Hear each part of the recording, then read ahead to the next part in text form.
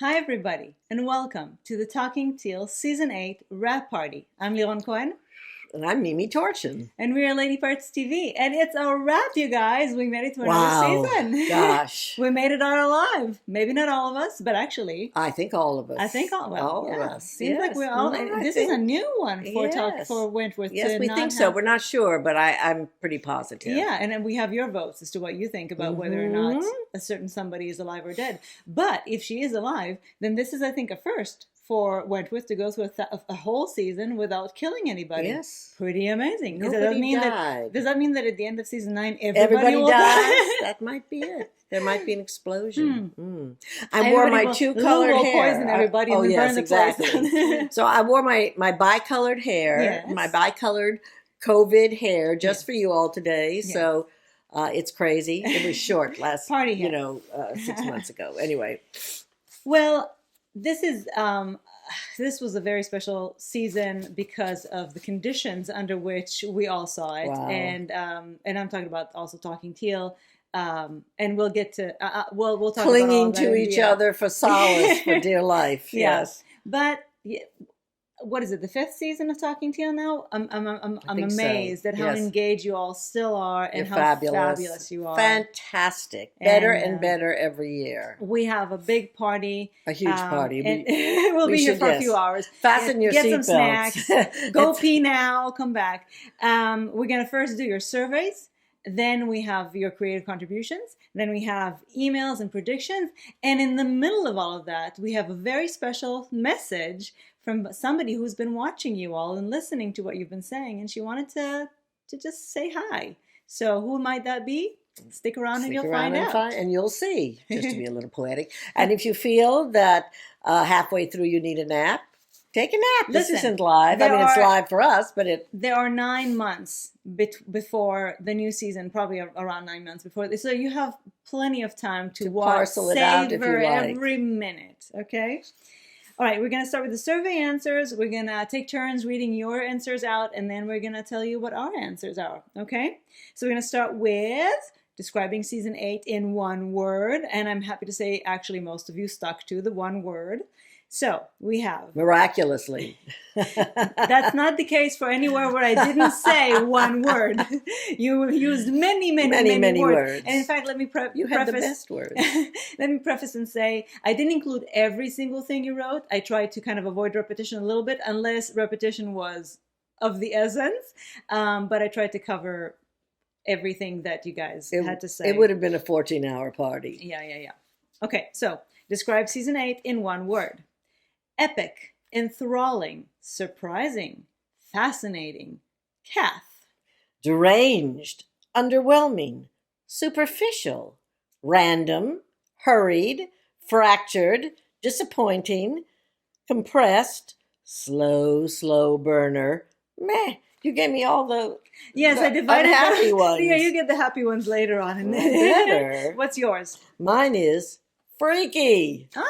That's kind of a word play on words. Exactly. Well, I actually used the same one as somebody else said, and I just said meh.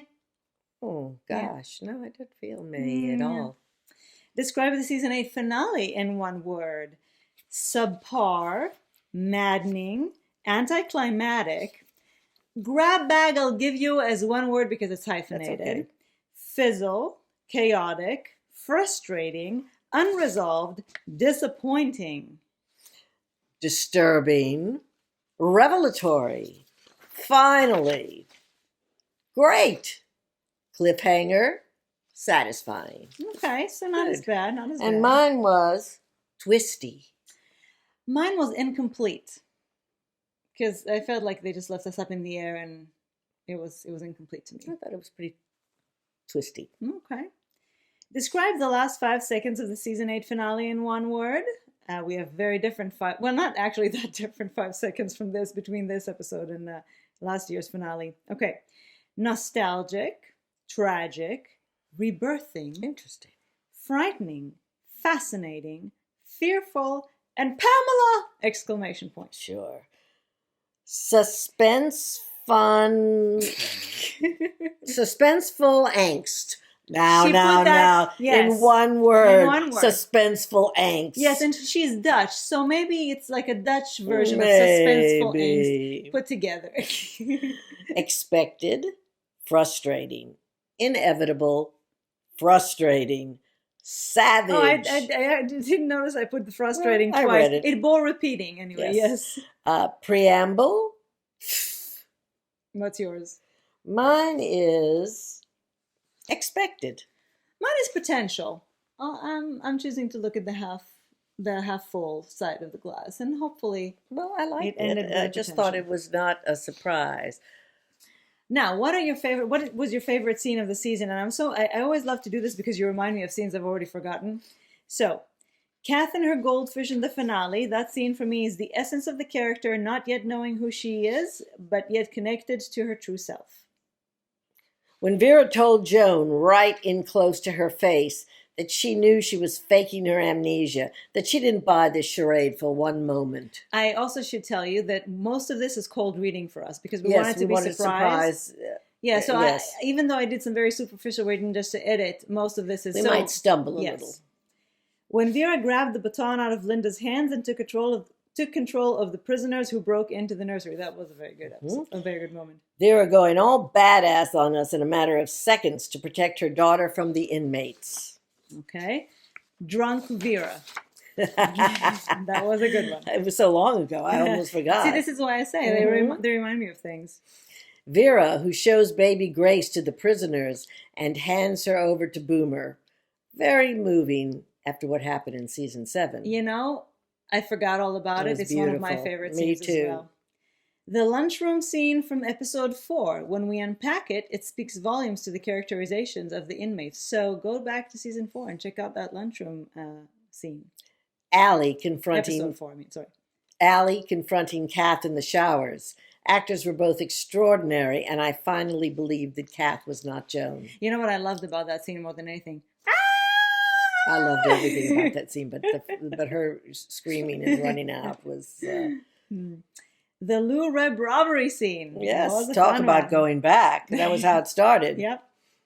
Allie with her, excuse me while I do this, crew. Yes. Having pinned down Lou Kelly. Such a powerful moment just before she cut off her finger. That was pretty much the highlight of Allie this season. And from fabulous. there it was like, ooh, I don't know. I think the shower scene with no, Kath. I mean in terms of how powerful her power, she was. yes.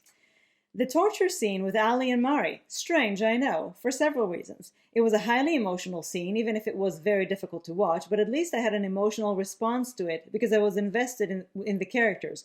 Then, because it was for me a turning point for many characters, the continuing of Mari's redemption, the beginning of Allie's fall, and the awareness about Judy's evilness. The appearance of Marta Dusseldorf. I think that says it all. Finally. And she pretty much just appeared and basically nothing else. She appeared and sort of floated through looking lovely. What is yours? Oh, mine was Allie screaming at Joan Kath, who then put her hands over her ears and ran out screaming. To me, that the power of that and the revelation of how deeply she was into the other persona. I just loved it. I just loved it. And it was so intense. Oh, my God. That was the first scene that came to my mind. But eventually I chose the goldfish scene when all of her memories of her mother come back. Because, again, superb acting and just her, all that stuff was just so heartbreaking. It was beautiful. It was. I think every moment of Pamela Ray was pretty much superb. Yeah. This unbelievable. What was your favorite line of the season?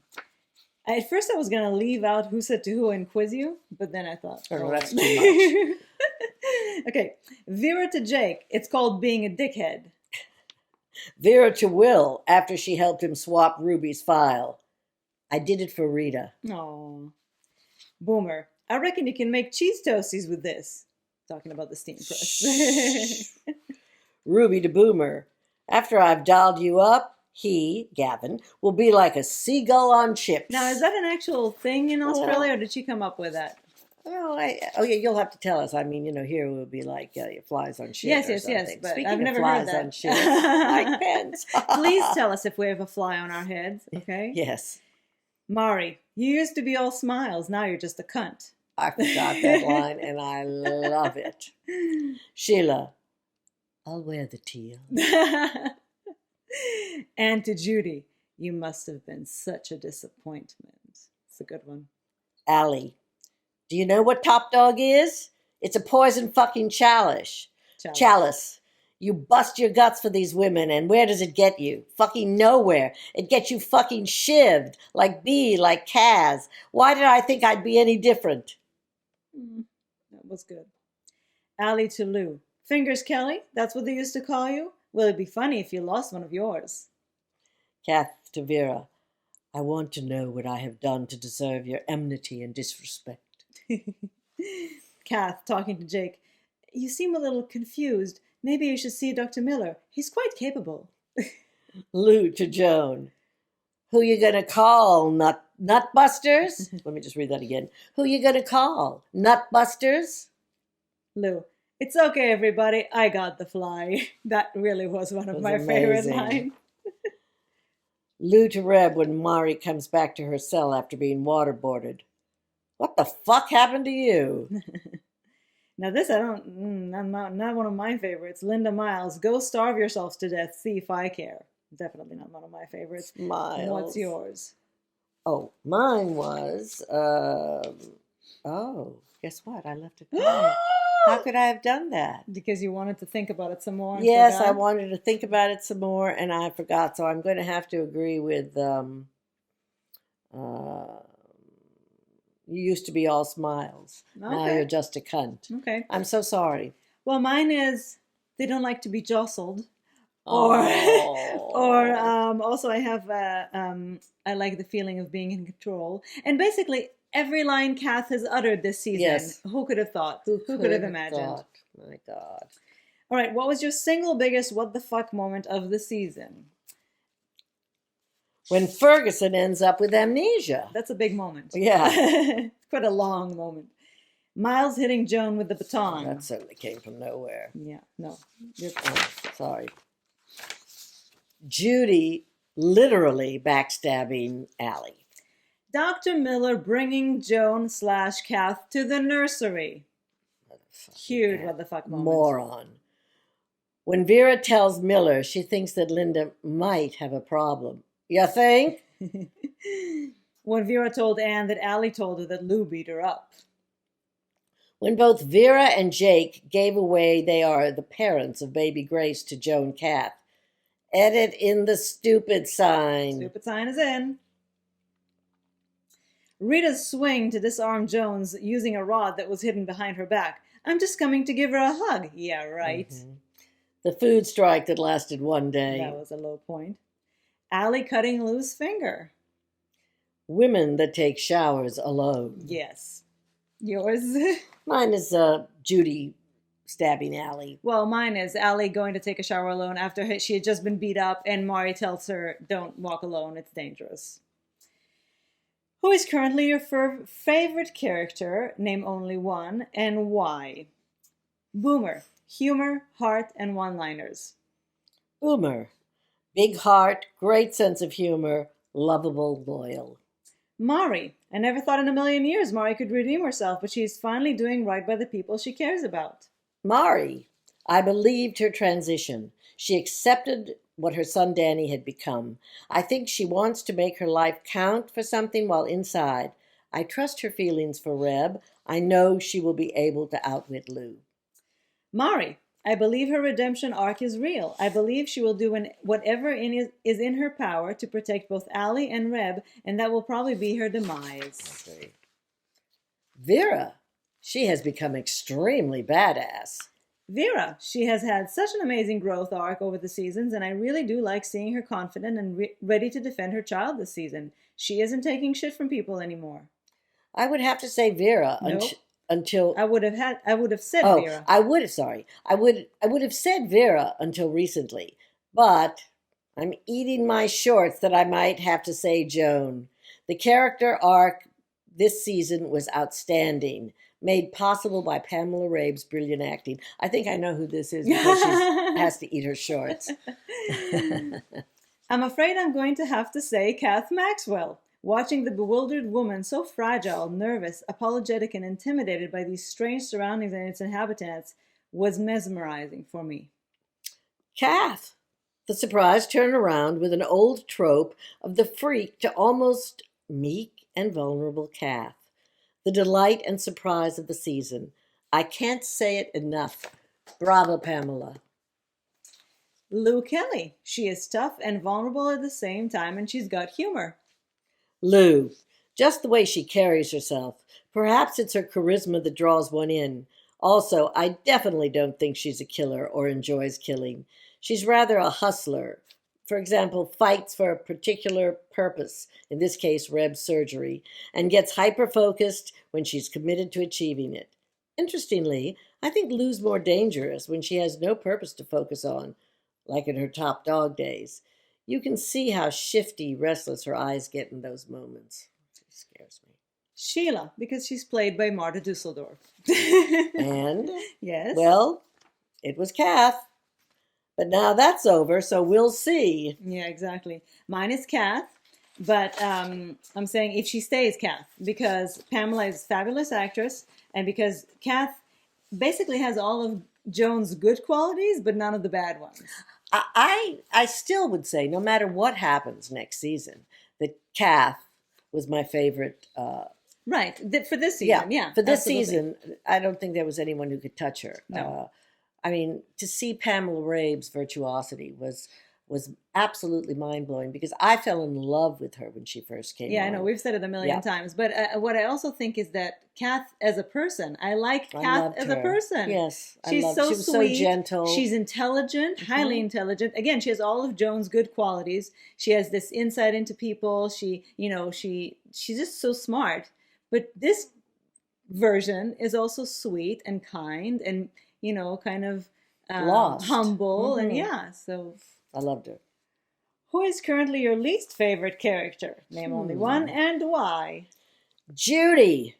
Fuck this girl. She needs to be killed by Allie and her crew come season 9. I'm here to see it. Judy Bryant, even more now. But before we realize she is a sociopathic psychopath, you and Mimi can argue those meanings, and actually we have a treat for you later. I just found her annoying on a good day and mostly slimy in her manipulations of Boomer and Ruby. Judy. She's manipulative. She uses others to get her dirty jobs done. She only cares about herself. She betrayed everyone. She likes to see people suffer. She's evil. She tried to kill Allie. Her smirk gives me goosebumps, and I just want to slap her and see her suffer. Well, that's a good explanation. Judy. I hate backstabbers. Well, does somebody like backstabbers? Okay. And I hate when I know someone is a backstabber and the characters don't. It's exasperating and outright annoying. Something Hitchcock does a lot. Oh, it's Judy. I never liked her from the moment I first set my eyes on her. I didn't like the character or her backstory. I knew she was disingenuous and I never trusted her. She wreaked havoc at every turn. I truly hope in season 9 she gets what's coming to her. Will, step down. You are better as deputy governor. Mari. She's very tiring this season. Little initiative, linger in the past, that kind of stuff. Start a study, read a book. Go on with your life, woman, even in prison. Anne. She's a totally uninteresting character. Anne. She is just a pencil pusher and a penny pincher. Mean to be mean. Boring. And she can take a long walk off a short pier. Lou Kelly. I just don't like her hold over Reb. Lou.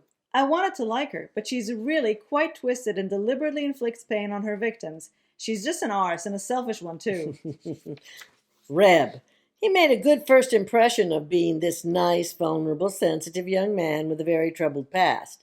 I felt sorry for him when he was denied his right of receiving HRT and had empathy for him being imprisoned in the wrong body. However, that has all changed in recent weeks. I really am sick and tired of his constant outbursts and how self-centered he is turning out to be. His negativity, the impatient whining about not having his gender reassignment surgery yet, despite Lou's best efforts, having become one note. It wasn't until episode 10, that I really started to hate him. He is a selfish little thug that is so caught up in his own universe and doesn't care about innocent people getting killed as long as it helps him get what he wants. He could have walked away, especially with the support of Mari, but he chose to go down this path of destruction with Lou, and when it backfires on them both, he'll need to grow up and take responsibility for his own actions. Well, as you like to say, tell us how you really feel. Yes, I like it very Somebody much. feels very strongly about Reb. Somebody had high hopes and feels very let down. Yes, yours? Well, it was Anne until the finale. Now it's Judy. I hate them both almost equally. But almost equally? Yes, except that Judy's line, she's a killer, and so that's why she won in the end. Well, I hate Anne so much. She has no redeeming qualities. She's just, I feel that she is the management's world's supervillain. Worst nightmare. Well, because she's like, again, she's like what Joan used to be. Nobody could touch her. She always wins. Whatever she wants goes. So I hate that kind of thing when she doesn't. You can't do anything to her. You can't touch her. So. No, and she's a liar. And she was mostly there as just a way to make everything that was not bad. Make everything that was not even reasonable, for, like to stop, close down the protection unit, bring Ferguson back to Wentworth. All the things that were unrealistic were justified by, well, if Anne said that, then it has to go and she's a bad person. Yes, and there was no reasoning put forth for a lot of this stuff, quite frankly, except to save money and because she was a Class A prisoner. Right. Come on. It's bullshit. I didn't, it touched on so many of my right, you think making a few extra bucks on Joan, who we thought she might be, is going to make up for the havoc she's going to wreak? No, it was silly. It was again the writers using her character to be able to do all the things that normally we wouldn't accept, and I'm still not accepting them. Sorry. Okay. Who is your MVP, most valuable player of the season? Choose only one, and why? Allie, because she's finally her own person and not just a sidekick for another character. Rita, she brings a lot of action to the show. Even in her few minutes, huh? Mm-hmm. Kath/Joan, Pamela Rabe. This storyline was the strong, invaluable center of this season. Her performance was beyond powerful and compelling. Every episode had me looking for yet the next step in her story. Kath. She was the most fun to watch, and the staff have all gone nuts worrying about her coming after them. Joan/Kath. Like Mimi, I found myself enjoying this version of Joan as a new character, and her scenes were quite interesting and good. She was present in a lot of the episodes and kind of kept the season going. Pamela Rabe. Lou, because I thought she added a great story and conflict to the season. Lou. Kate Box is fabulous. And indeed she is. Kate Box. I think she's doing a great job. Mari. She was the only person who went by their moral code this season. Mari. Her redemption arc is interesting and plausible. Again, it's like discovering a new character, and Susie Porter did a great job. And Susie Porter did the job brilliantly. Mari. She saved Ruby, even though she started that. But still, the way she ran for the showers to stop Lou, I couldn't believe it. She saved Boomer from getting her finger chopped off by convincing Boomer to talk. She saved Reb from getting raped, defended him every single time, even from Lou, even though we knew she was scared herself. I'm so sorry. She gave up a share of her profit. Yes. She gave up a share of her profit from the LSD trade for Reb's surgery, and she facilitated Reb's healing by convincing him to try therapy with Miller again. She saved Kath from suicide. She saved Allie. She gave Allie a hint about the phone, which helped Allie find out about Judy, and she gave Allie advice about having her crew around, which Allie didn't take. She stood up to Lou in every scene, and Lou's scary. So that's something. I'm gone. Oh, yes. So that's something. Even though I hate that she's probably going to cook up some plan to get rid of Lou, because I want Lou Kate Box to stay longer, Mari's the real MVP. Loyal to those she loves, brave in the face of danger, and calculating, but in a good way this time. Well, that was a pretty good explanation of that. Mari Winter. For me, she has played a very tactical game this season. While her maternal feelings for Reb are genuine, she has clearly managed to gain his trust and gather snippets of information from Reb over time that will incriminate Lou and leave her in a very vulnerable situation. She has been biding her time nicely, but I'm really looking forward to Mari getting the upper hand over Lou and be the one calling the shots. Well, that's a toss-up between Lou, Mari, and Judy. These three are the shit stirrers and button pushers who, in this season at least, get the group dynamics to not completely flatline. Alrighty. And mine was Mari. I'd have to say it Wow. because she was the only voice of reason, the only stable person in Wentworth this season. Very good. It's true. For me, it's Kath because I think that this lackluster season would have been a complete dud without her. Okay. All right, now I have some results for you. Which is your favorite non-romantic couple? Choose one. In number one, I was quite surprised. With a big margin came Boomer and Ruby. Wow. Yeah. There's a change. And we had a tie for second, which was between Mari and Reb and Kath and Vera. Who are yours? Mari and Reb. Well, I'll surprise you. I have and somebody I didn't think about until after, Mari and Kath. I love those moments. Yes. Yeah. I mean, I wouldn't think of them. They didn't have that many scenes together. No, but the scenes that they did have together, I really loved. They really counted. They were gentle and beautiful. Yeah, and since they were the two that were trying to redeem themselves, seeing them together was it felt real. Yes. Who has the best one-liners? At number one, we have Lou. And again, we have a tie for number second. Boomer and Vera. I had Boomer. Boomer almost always has the best one-liners to me. I have to give it to Lou this year. I like her one-liners. Yeah, I guess so. Who got the worst storyline this season? And everybody said it was very hard to choose just one because there were just too many. Mm-hmm. But at number one, Smiles. Number two, Boomer. Yours? Boomer. Really? Oh, no, wait. Maybe that's the wrong one. Yeah. Oh, no. No. I'm sorry. I'm just trying to keep mine separate from... Will. What a loser. That makes more sense. Mine is Smiles. It was just the worst storyline. It was, but I just felt Will was totally emasculated this season. Well, and then again, there are people who barely got a storyline at all, like Jake. So you can't even call it a worst storyline. Okay. It was like a non-storyline. We've never really cared that much about Jake. I know. I just feel like anyway. Yeah. Okay, do you think Allie is dead or alive? We have 85% saying she's alive. 15% say she's dead. One of them actually saying, I hope she is dead. I know. What do you say? Alive. Alive. Okay, is there one character on the show you'd like to give advice to, and what would it be? Allie. Recruit. You need a crew. Allie, if you're going to be top dog, get a crew and keep them with you. Allie. Keep your friends close and your enemies closer. Everyone is a backstabber. Allie, get back to who you really are. Make it fun for yourself. Look for love. Sometimes there's nobody to find. Slim pickings. For God's sakes, Allie, do not go into the fucking shower block alone. How many times can you be taught a lesson before you learn it? Until she dies. I guess. Allie, stop trying to be what you clearly are not, an alpha top dog. Boomer, take the top dog ship and take on Lou and the Freak. Vera, don't get swayed or fooled by Anne's pitch to your emotions. Vera,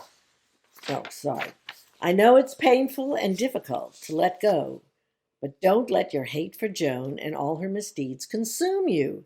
It's not worth losing your humanity. I would like to tell Vera her friend Anne Reynolds is a dark, troubled soul. She's dangerous and sadistic and seems like a borderline personality. Google it. Well, actually, a little bit more on that later. If she needs a friend, call Bridget Westfall, for God's sake. I'd like to tell Jake to stop hovering over Vera. She can take care of herself. Well, please find your balls and assert your attorney? Authority. Authority, I guess it has to be. Mm-hmm. Especially where Anne is considered. You're the governor and a longtime officer who is more equipped to decide if Joan Ferguson is suitable for being sent back into general population or not. Override Anne's decision and go to the minister yourself. Giving into Linda's blackmail attempt was once again weak. She was suspended for good reason. She's a danger to herself and the women. Stand by your beliefs and let her threaten you with suing for PTSD. That's not your fault. You listening, Will? To anyone trying to kill someone with a syringe, first take enough of the products and not a couple of drops, and then push the plunger. Mari, don't mess with Lou. Reb, Grow up. You are involved in something way bigger than your maturity, so it is time to buck up and survive. How about yours? Mine was, Vera, stop poking the bear. Too late I now. guess. Mine is Sheila. Just do it. Okay, assuming Marta Dusseldorp returns in season 9, where would you like to see Sheila's storyline go? I'd like to see Sheila work her cult powers on some of the prisoners. I'd Like like Judy. Yeah. I'm adding that, yeah. I'd like Sheila to team up with Allie, not necessarily romantically, but just someone who helps Allie feel less alone. I certainly want to know her backstory and how she got wrapped in this true path. I also could see her and Allie getting together. I don't know why. Wishful thinking? That's because there's hardly anybody else. Yeah. I want Sheila to turn out to be a good person with a caring nature that proves to be a new, much-needed addition to the H1 family unit. I hope she expresses remorse for any participation in the rapes, and her backstory clearly indicates she was not at fault. I'm hopeful for her making an alliance with Maury, and for the two of them to take down Lou Kelly and reveal her as the true mass-murdering nutcase she is. I would also like to see Sheila come to acceptance about her sexuality and have a romantic sexual interest with either Allie or Maury. All right. I hope she teams up with Maury and Allie's crew to take Lou down, or better yet, that results in all of them teaming up against Judy once they find out that she has been pulling the strings for both parties all along. They will rip her to shreds. Why did I laugh at that? I must be a sick person. No, because we hate Judy. I must belong in Wentworth. I'd like to see her team up with Maury to break up Lou and Reb. Ooh, somebody really doesn't like that pairing. I would like to see her cause trouble for Lou and basically turn the tables on Lou's power over the women. I would like to see a Lou-Sheila pairing. Ooh. Partly because I want to know their backstory together, and also because I think Sheila's better for Lou.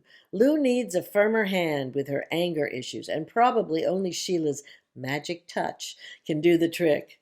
Also, with the way Lou was at first unsettled around her, I think, if they can sort out their issues, Sheila's the only one Lou would listen to in dealing with her rage problem. Either way, give Sheila a girlfriend.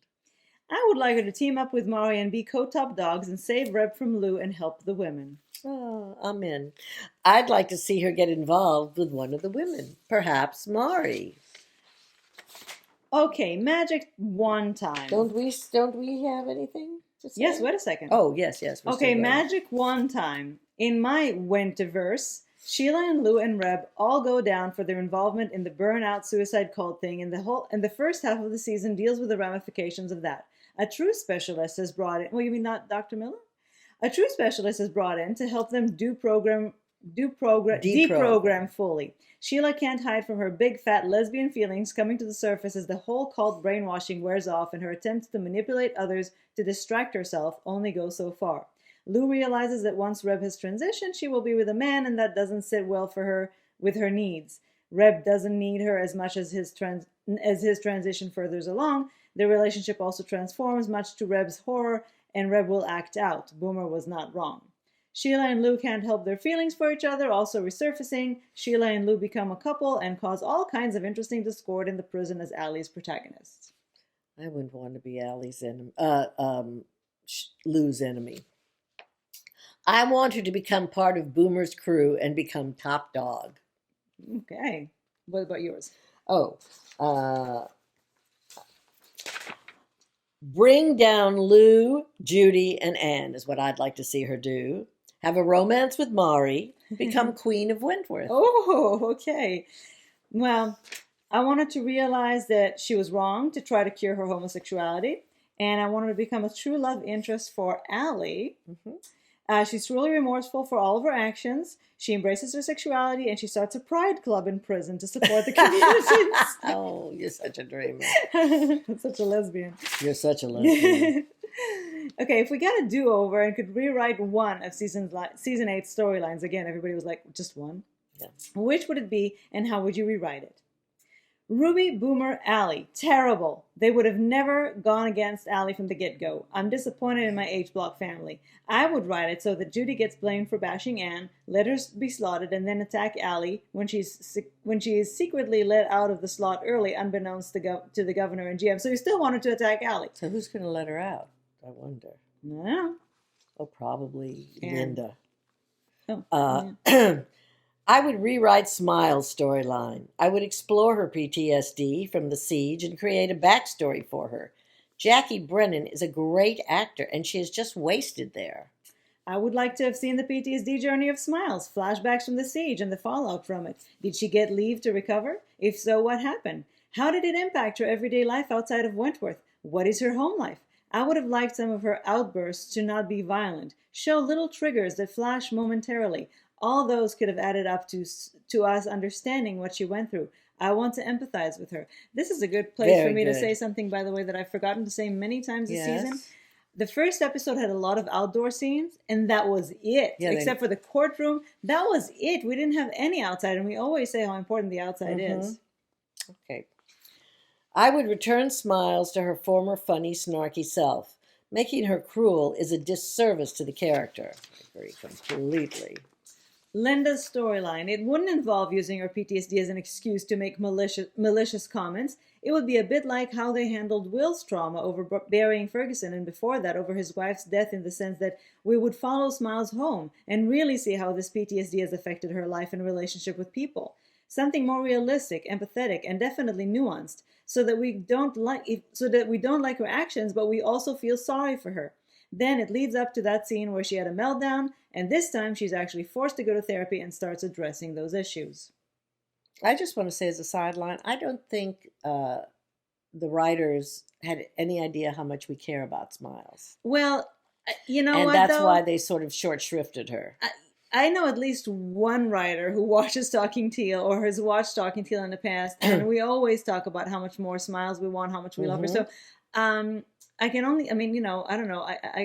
I don't know. I think it's crazy. And they did give her a lot more to do last season. Yeah, so I thought they finally figured it out. Well, I just think that I think they sort of use her as a pawn. Yes, and they used a lot of people as a pawn this season, and many people got very, very tiny storylines. So they just sacrificed a lot of people. Allie. I'd love to see a departure of the dead end alpha top dog story related to drug trafficking. Allie had the right character and temperament to introduce a more beta-minded top dog. It's a Hollywood cliche that only an alpha can lead. Oh, I like this. I wouldn't have written about how Allie and Vera changed the prison culture. I would have written about how Allie and Vera changed the prison culture working together. Every block a chosen leader, and from that group a chosen spokesperson for the women. Something based on clans. Interesting idea. I think that Wentworth is very committed to the idea of conflict and death. So I would give Allie a better crew around her, or any crew, I should say. And in her run-ins with Lou, for there to be more of a struggle between the crews. Also, I would have given more backstory as to how Allie transformed into the more confident top dog. No kidding. I think Lou could have been there without Reb. I would have eliminated Reb's character and brought in Sheila earlier. Interesting. Very. I would write it so that the women beat the crap out of the rapists, child baby killers, and pedophiles from the protection unit. Absolutely. Judy would have been an actual activist and not a psychopath. Total waste of a good young actress. Yep. Not Dr. Miller, but Bridget returns to Wentworth to observe Joan Cath, and she will, of course she will, unmask her. In the end, Joan will admit that she is faking and reveal that it is not only because of her past, but more than that, because she is lonely and lovesick, because Vera does not return her love, and that she's just like hell of frigid. So in the end, her behavior is a cry for love and attention. Pretty sad, actually. I'd rewrite the death of Anne's daughter as being an accident caused by Anne, who is in denial about her role. Hence her delusional story about Charlotte being killed by a terrorist attack. And Vera would eventually work this out. I love that. That is really interesting. It's a great idea. Yes. Not going to happen, but I love it. All right, yours? I'd have Allie be a really strong top dog. I wouldn't let her fall into all of the traps and keep control of the situations. She'd amass a bigger and more powerful crew. I'd ha- I'd have her forgive Maury and convince Vera to leave Kath alone.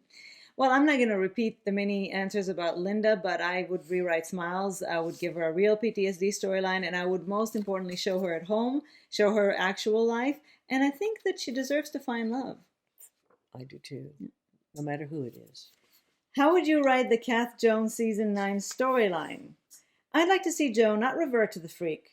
I'd write a more nuanced reintegration of Joan's memories. She won't leave prison but is able to feel again. Remorse, but also empathy to a degree. I'd like to see Vera and Joan's drama/trauma resolved.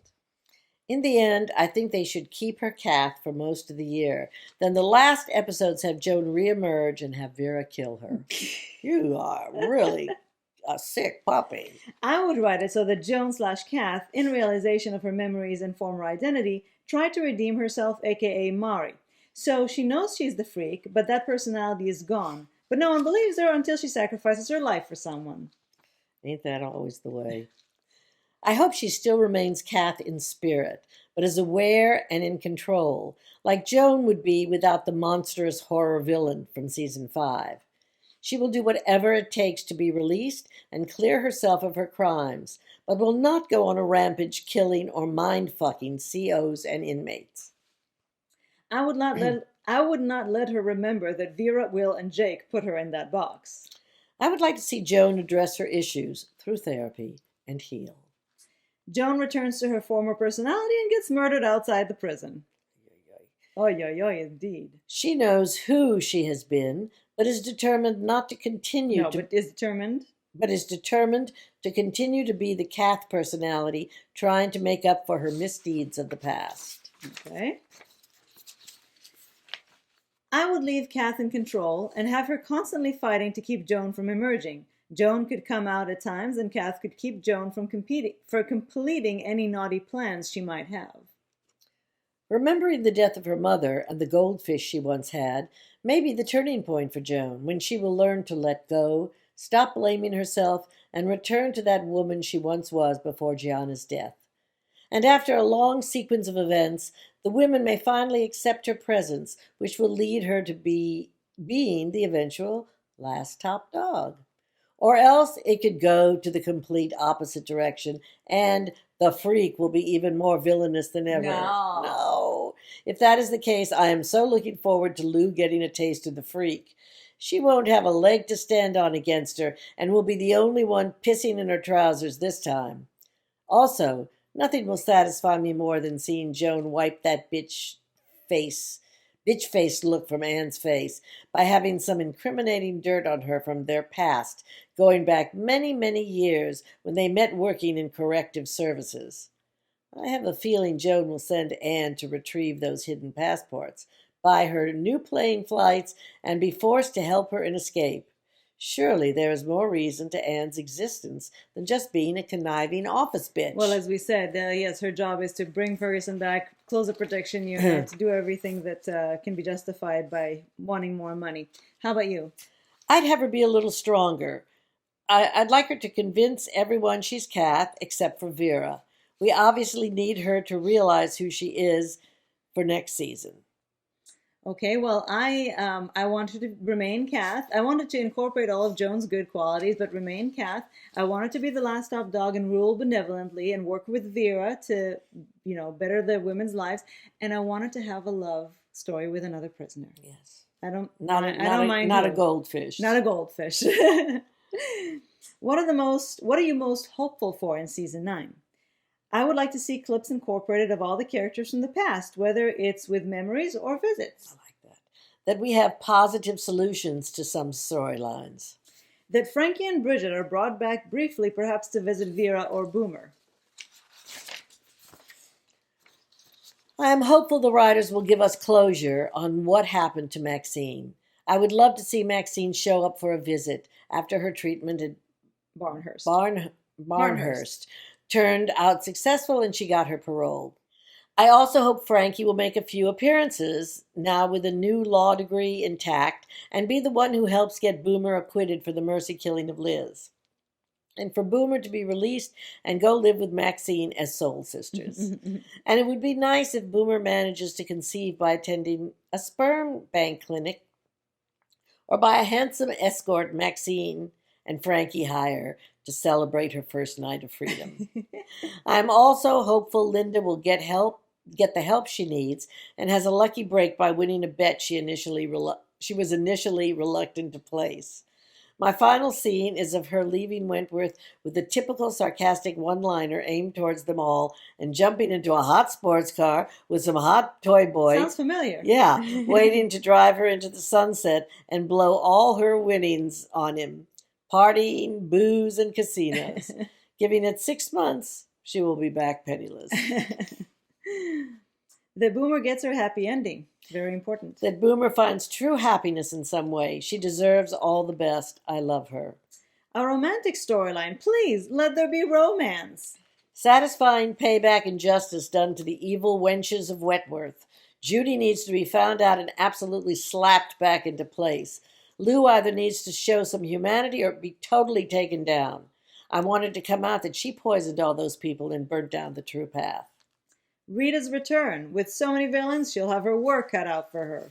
Rita Connors will take on the Freak and Lou Kelly as she successfully did in the original Prisoner. Allie finally getting her revenge on Judy and working up to being the brave girl she wanted to be all along. See? Agrees with me. Less shitty storylines that lead nowhere and are totally useless, like a hunger strike or a call center. Yeah, the call center. And more characters and more character-driven storylines. Hopefully, the continuation of each episode getting better and better. We are on a roll. I don't want to start over like this season where it starts off weak and plods along until the last 2 episodes are the meat. What's yours? That Kath Joan meld. That Joan realizes she doesn't have to be a freak. I want Allie to survive, reclaim top dog, but be a real top dog. I want her to learn the truth about Judy, which will free Lou from the slot and bring her to her side. I want Grace to be safe. I want Vera to get sane and Will to get tough. I want Anne gone. Okay, so I'm hoping for closure, happy endings for my favorite characters, a satisfying trajectory for Joan, and more Sheila. I didn't even mention Sheila. She got so out of my mind. Yes, more Sheila, more Sheila. Okay, if you could cast any actor in season 9, who would it be and what role would you give him or her? I love this. I'd bring in Noni Hazelhurst to play a board member who puts Anne in her place. Kate Blanchett is the new hot guard. She's seduced by Smiles, who turns her into BDSM. What is that? Bondage, sadomasochist. Yep. Okay. That baton, huh? Yeah. Judy Davis as the new psychiatrist. Rebecca Gibney. Oh, yes. 2 possibilities. 1, as the new governor, demote Will, and I'd love to see her in good tandem management with Vera. Or 2, even better, get rid of Greg and make Rebecca Gibney the new psych so she and Vera can work together for the benefit of the women. Heck, why not throw in a romantic development between her character and Vera? She could help her deal with her Joan issues to start off with and maybe bring the Judy story to a spectacular conclusion without more deaths so they become closer. But I'll keep dreaming. I will too. I love that. I don't know this person. Simone Jade McKinnon to come in as an inmate into the family unit who pairs up with Allie to make a force to be reckoned with. A person who is good, who got into trouble because of life. Rebel Wilson or Toni Collette must enter the prison as a ruthless top dog opponent. Kate Blanchett. I would love to see her in Teal, whatever the role. Now, up until now, we pretty much stuck to the Aussies. Yes, we've been very good about that. But Holland Taylor. Oh. Some sort of Sonia-esque type of high society woman. Maybe a story that paralleled Jean Harris, the Scarsdale diet doctor killer. So she is the ex-headmistress of a fancy Tony boarding school after graduating from some big academic institution with a degree in economics. Had a long-term affair with a famous person, claims she went to see him to commit suicide after being despondent that he wouldn't leave his wife, and he was accidentally shot during the struggle of him trying to stop her. But was it an accident? No, because she's really a lesbian, and he was going to out her to the right-wing politician husband in the press. She gets convicted for murder and starts a prison school to educate the women who will be getting parole. She gets involved with Joan, who now is Joan but still Kath, in contrition for being Joan, though no one believes her. The two bond over being misunderstood and punished for past mistakes, and both get released at the end of the show. Or she gets involved with Sheila, and we can just watch. It's very funny. I love it. It's actually a very fun storyline. Mm-hmm. With some much-needed comic relief injected into the last season. For me, it would have to be Saran Jones, playing Prisoner's legendary tart with a heart, Chrissy Latham. Oh my God, oh my God, oh my God, that's me. The fact writers haven't given Chrissy the reimaginary Wentworth treatment. Oh, yes. There was a comma, and I got the fact that writers haven't given Chrissy the reimaginary Wentworth treatment will forever be my biggest disappointment looking back at Wentworth in a couple of years' time. Chrissy started off being a troublesome, antagonistic little bitch that killed Bill Jackson during a riot in episode 3 of Prisoner. Bill Jackson was the prison social worker who was the husband of Well, I guess that was Will Officer Jackson. Meg Jackson. Yes. But over time, we learn more of Chrissy's troubled past of being sexually abused by her father. And when she gives birth to her daughter Elizabeth, in honor of Lizzie, she changes as a person and becomes a good person and close friend to B. Smith, while still remaining completely self-absorbed and getting into all sorts of trouble with her scheming and conniving ways, not to mention her rampant sex drive. She was one of the first big players to feel the full force from new officer Joan Ferguson after receiving a brutal bashing. I can picture her as Chrissy developing a big crush on Dr. Miller and stopping at nothing to get her man-eating claws into him, putting him in what looks like to be a rather compromising position. When staff like Anne and Vera walk in on them, if anyone that has ever seen Prisoner and is curious to watch clips of it on YouTube, type in Chrissy Latham and her best bits will come up. Oh! You will see exactly my point. Cool. And finally, I'd like to see Portia de Rossi come in as a prisoner and be Allie's new girlfriend. How about you, babe? I've got you, babe. This is, what did I do this? It's, I'm sorry that I don't have too much more, that I'm not this you went more for the imaginative. obvious. But I have a specific. Yes. I'd cast Kate Blanchett as her cult leader character from Stateless. Ah! And I'd have her brought to Wentworth. She and Sheila could battle for supremacy, but eventually they'd fall in love. Aww. Or Yvonne Strahovski as a love interest for Sheila. Okay. Well, I will would bring in Jackie Weaver to be Linda Smiles' mother. And Linda Miles. I love it. Her mother, and she will come over to sort her out, and we'll find out a lot about Linda through her relationship with her mother. That's interesting. I like that. Okay, what piece of advice or kudos would you like to give the Wentworth writers at the end of the season? I think the writers did an excellent job this season. I was worried that it would be ridiculous with Joan coming back, but I think they worked it out really well. I'm also glad they filled in the question about DNA on the body that was in the box. Pamela Rabe is such a gem to be on our screens again. Kath is wonderful. It is finally nice to see some light in Joan and finally be this innocent, kind girl that she always was inside. We think. Yeah. Well done on integrating Joan back into Wentworth. I was so angry at the last seconds of last season, and I hated Joan. To have made me someone who doesn't mind the Kath storyline was an amazing feat. Doesn't mind, or actually love. I applaud what the writers did with the return of Joan Ferguson character. I was dead set against it, and I was absolutely, completely wrong. It was brilliant. Kudos to the writers for such transformative work on Mari. For a character that I thought would either end up dead in the first episodes or useless in the rest, I was not expecting such a welcome transformation. 1, stop with the mirrors already. 2, don't stretch yourself too thin. This season has some amazing work and some really lazy work. Quality over quantity. Characters first. Stop with the backfilling to justify a storyline. And it is okay to get rid of characters to be able to concentrate on a few storylines more thoroughly. The compression of ideas is not satisfying. Advice. Character-driven stories make better shows. Kudos. The set. The camera work is all sublime.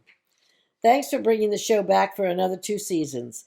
Please give us some lesbian love stories to get entangled with. Yes, please. Give us realistic scenes. No more prisoners at the employee daycare or taking an ankle monitor off with ice. For God's sake, update those cameras. I would say thank you for allowing us to enter the prison world with some amazing stories. While the show has still been fun to watch, we weren't allowed to really become involved with the characters like before. Everything is about who thought who did what. The family is gone, so we just don't care as much. We've also learned not to get too attached to anyone, because if we do, they're a goner. That part makes me a little sad. Please work in developing relationships and make each episode count. Don't disappoint us with the last season. What's yours? Make Smiles go into therapy and bring her back as the real Smiles, not this lunatic sadist. Bring Anne down. Make Vera governor. Keep Joan an interesting balance of Joan and Kath. Give Mari a bigger story. Keep baby Grace safe. That's a continuing theme with me. Yes. Send Judy to Guantanamo. Kudos for an exciting season. Well, I just, you really went into depth, the depth of the details. I just wanted to congratulate them about what they did with Joan. I thought it was brilliant. I was completely against the idea, and they managed to not only remind me why I love Pamela so much, but also it's even more amazing to me because they managed to take a character that we used to love, and then they ruined her, and then they decided to bring her back and remind us that we can love her again in a whole new way. And so I actually prefer having her come back and be redeemed rather than remain the memory of how she went down so terribly. Yes. So I really appreciate that, because I think that if they do it right, she has potential to really shine in season 9 and end up victorious. Yes. And for me, rooting for that. So I love that. Okay, now these I really didn't read because I wanted them to be completely surprising. So what is your message to your fellow Talking Teal Wentworth friends at the end of this season? I am very thankful for all of you who watch Wentworth and participate in Talking Teal. This has been such an amazing part of my life and has really helped me through so many difficult times. I'm also so thankful for Liron and Mimi and grateful for your friendship. I don't remember who wrote this because I intentionally didn't put names, but whoever you are, we love you. Yes, we do. Thank you all for making Wentworth so much more than just another television production. Teal Talk makes the experience soar to heights it can't go by itself. I notice more, ponder more, enjoy more, and feel part of a great group of fans and friends. It was great to put faces to names and get together, especially during this year that resembles an insanely bad soap with even sicker marketing. I wish you all wisdom and much love. Till next year. Sweet. I appreciate all your comments and opinions so much. You make me a better thinker. Of course, I will miss you until season 9. We will miss you. And by the way, some people disappear completely between seasons. You can stick around. Come back. You can watch our other vlogs and listen to our podcast and email us and comment on our social media and stay in touch. Our friendship doesn't have to go away just because Talking Teal is on hiatus. Exactly. I mean, Wentworth. Same thing. Yes. We should come up with some type of game about the show that we could all play together while we await the next and last season of Wentworth. Well, I urge you all to come up with something. We would be happy to do it. It's a year and it seems long, and this season was average. But hang in there. Knowing this season was the build-up, I think season 9 is going to be epic. I hope. That was a backing off a little bit. I hope. Stay hopeful that Wentworth will go out with a bang. Hang in there. It will improve, hopefully. Everybody is just hopeful, very cautiously optimistic. I am so happy that I came into contact with fellow fans. I love to see that other people are just as enthusiastic about Wentworth and being likewise encouraged and supported by the series. My second message would be, watch your back, because in the end, we are talking about Wentworth and anything can happen anytime. Whoa. Be nice. Remember, we are lucky to get 2 more seasons of a show that doesn't even have half the budget that Orange is the New Black had. Also, filming of season 9 occurred during COVID-19 extreme lockdowns in Victoria. This will probably impact the storyline, so please be nice. Let's accept the way the stories go in this final season. Okay. It has been amazing and an absolute pleasure listening to Mimi and Liron read your views and opinions throughout the years. Combining them all together is so insightful and eye-opening week in, week out. You're all so intelligent and have a way with words. I'm so glad, though, I plucked up the courage and became part of the Talking Teal family this year. I urge anyone who, like me, listens to shows each week but has not joined in on the conversation yet to please do so. With only 10 episodes left of both Wentworth and Talking Teal, this time next year it will be all over, which hasn't fully resonated with me yet. Keep focused. Remain hopeful in that all our questions will be answered. Hopefully, all will finally be revealed to our satisfaction, and we will get the closure we want for all of our favorite characters, and even more hopeful that the ones we hate will get what's coming to them.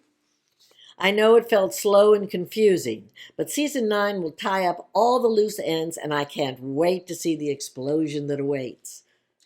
I know it's not the show we came together over, but I sure appreciate you all sticking with it to the end. We got this far together, we can make it to the end. I love this group of folks and the opportunity we've been given to connect with people all around the world.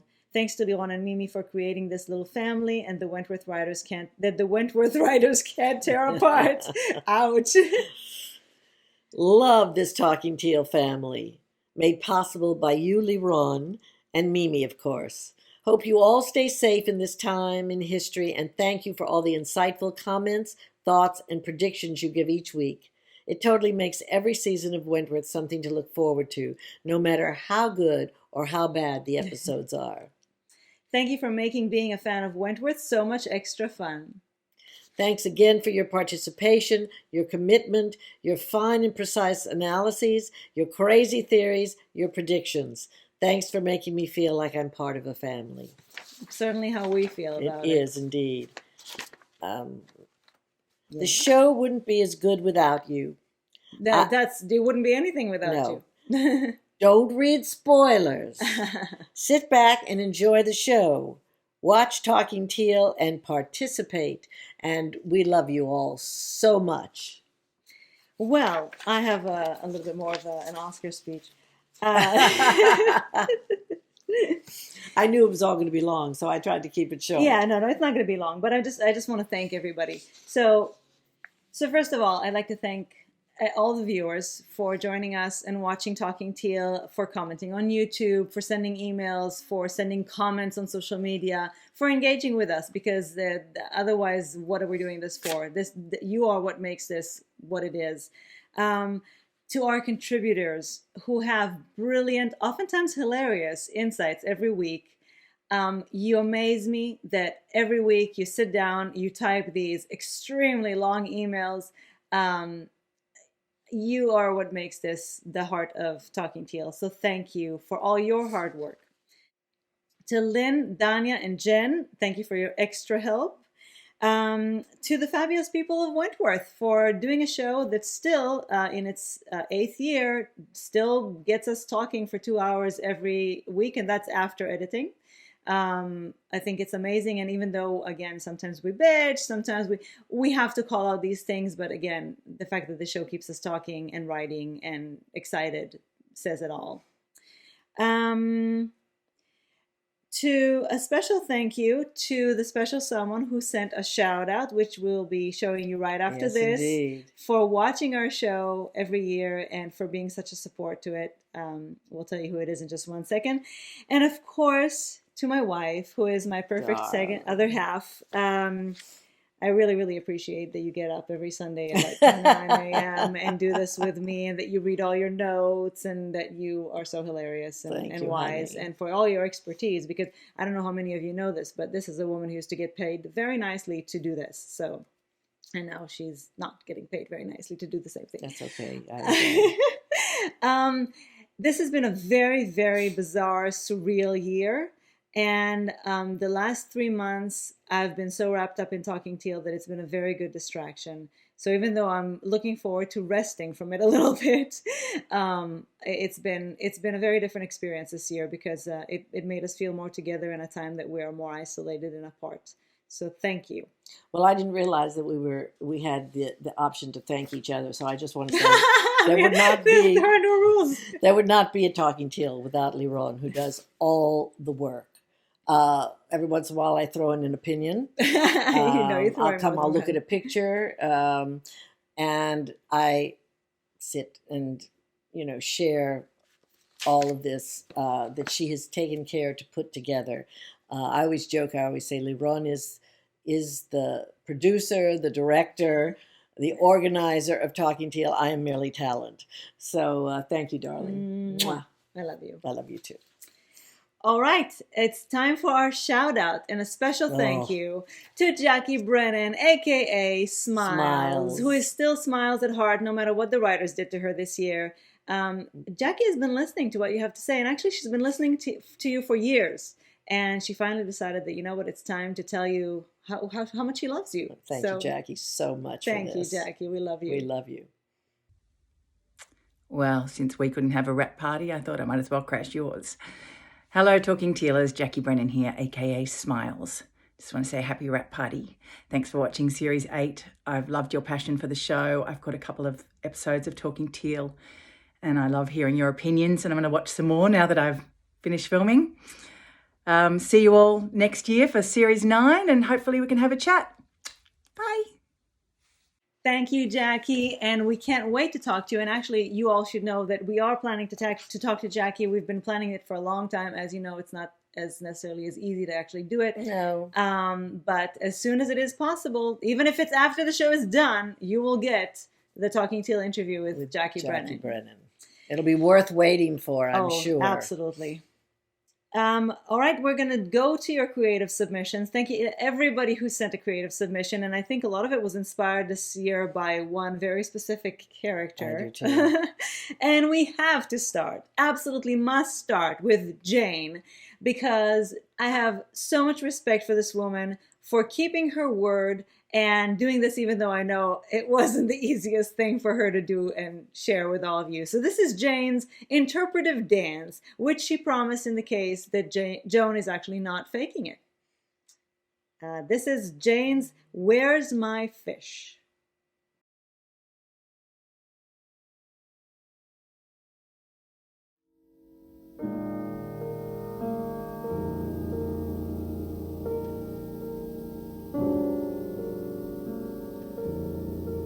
Please call me Kath.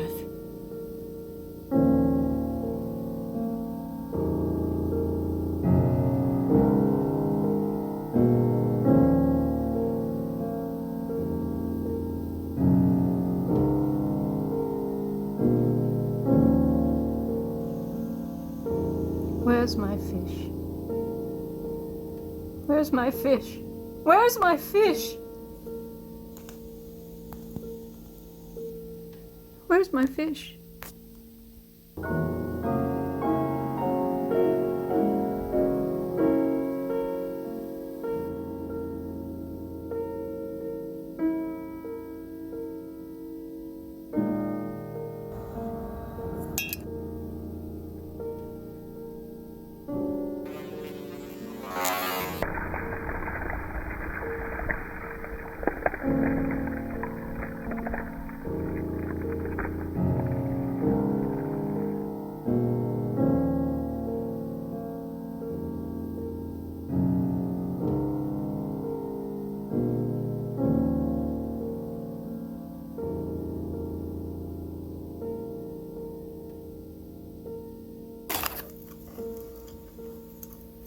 Oh, shit.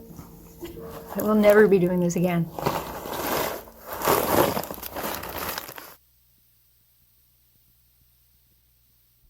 Jane, we just have to... Salam. I know. It's something I made up. It's something Salam I is made hello, up. peace. It's something I made up. I'm salaming you. Please forgive It's a us very- if we are offending anybody It's a of the Muslim faith. very big compliment. As far as Mimi goes. Compliment. Yes, absolutely. I do not salam just anybody. It was very, very hilarious. And you all do remember that she said that if they can make Joan's coming back work. No, she actually said if she's not faking it. Faking it. I think. Oh. I think it was about if she's not See, I faking have it, such a short-term memory then loss. she will do an interpretive dance. And she did an interpretive dance. Yes, she did, and more. Now, Peter, a dear contributor who has joined us this season, who has been watching all of season 8's Talking Teal before actually getting to see Wentworth season 8. I don't see how it doesn't ruin it for you, but I'm delighted that you joined us. And Peter has worked in corrections for 20 years, so he has an insider look at this whole thing, and he wrote a poem. Yes, he did indeed.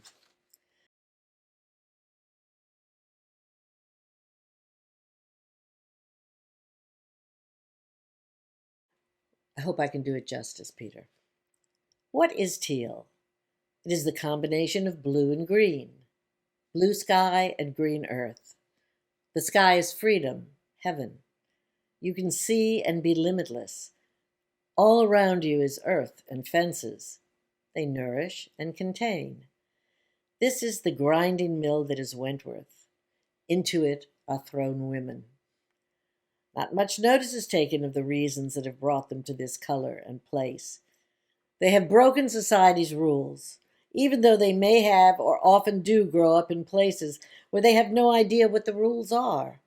And the broken people who begat them have no idea how to raise healthy, rule-abiding children. Into this place come broken children, some in adult bodies, some barely out of their teens. Some are in charge, some are not.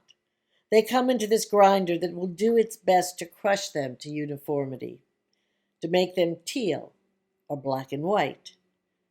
The grinder rolls. It does not stop that you have to abide by the grinder's rules because you are in it. You will not leave unchanged. You will do things you never thought of or wanted to do. Or you might be the person who finds their home and eats the despair of others. The grinder does not care. It takes it all. Some will leave and come back. Some will never leave.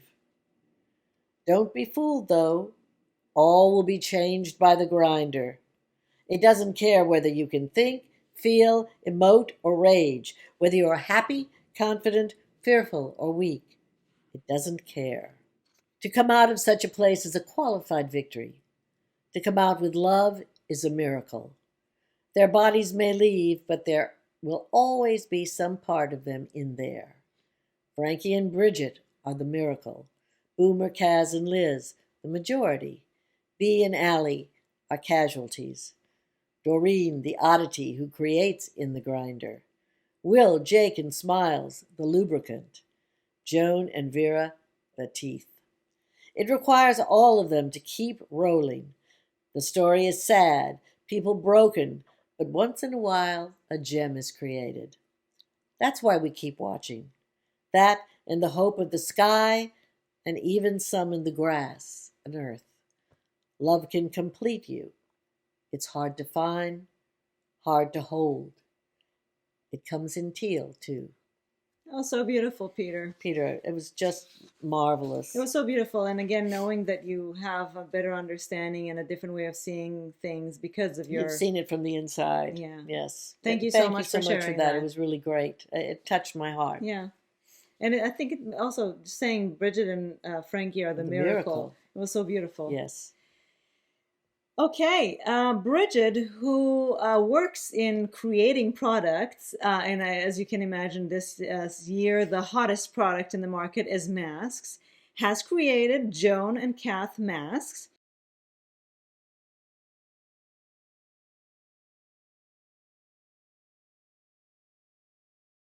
And she's created 4 of them in a kind of the manifestation of the Kath Joan persona. So the first is entirely Kath. The second is Kath, Joan emerges. The third is Kath, Joan with a small detail of the very different psyches. And the fourth is the Kath persona is being swallowed by Joan. All right, well, I hope being swallowed by Joan is still okay, since Joan is now a better person. I don't know, Bridget, you'll tell me. But very, very cool design. Love it. Very great. Where did you find the fabrics? And I mean, it was just amazing. I think that there are some people... fabrics. Hello. She did it on the computer. Probably. I think there are some people who would be interested in the designs. Bridget, let me know if you're taking orders. Yes, I'm so old school. I can't believe I thought she was sitting there at her sewing machine. Who knows? Bridget, have you made some of them? Are you wearing them out? Okay, so... David, our Photoshopper extraordinaire, has made 3 Photoshop pictures.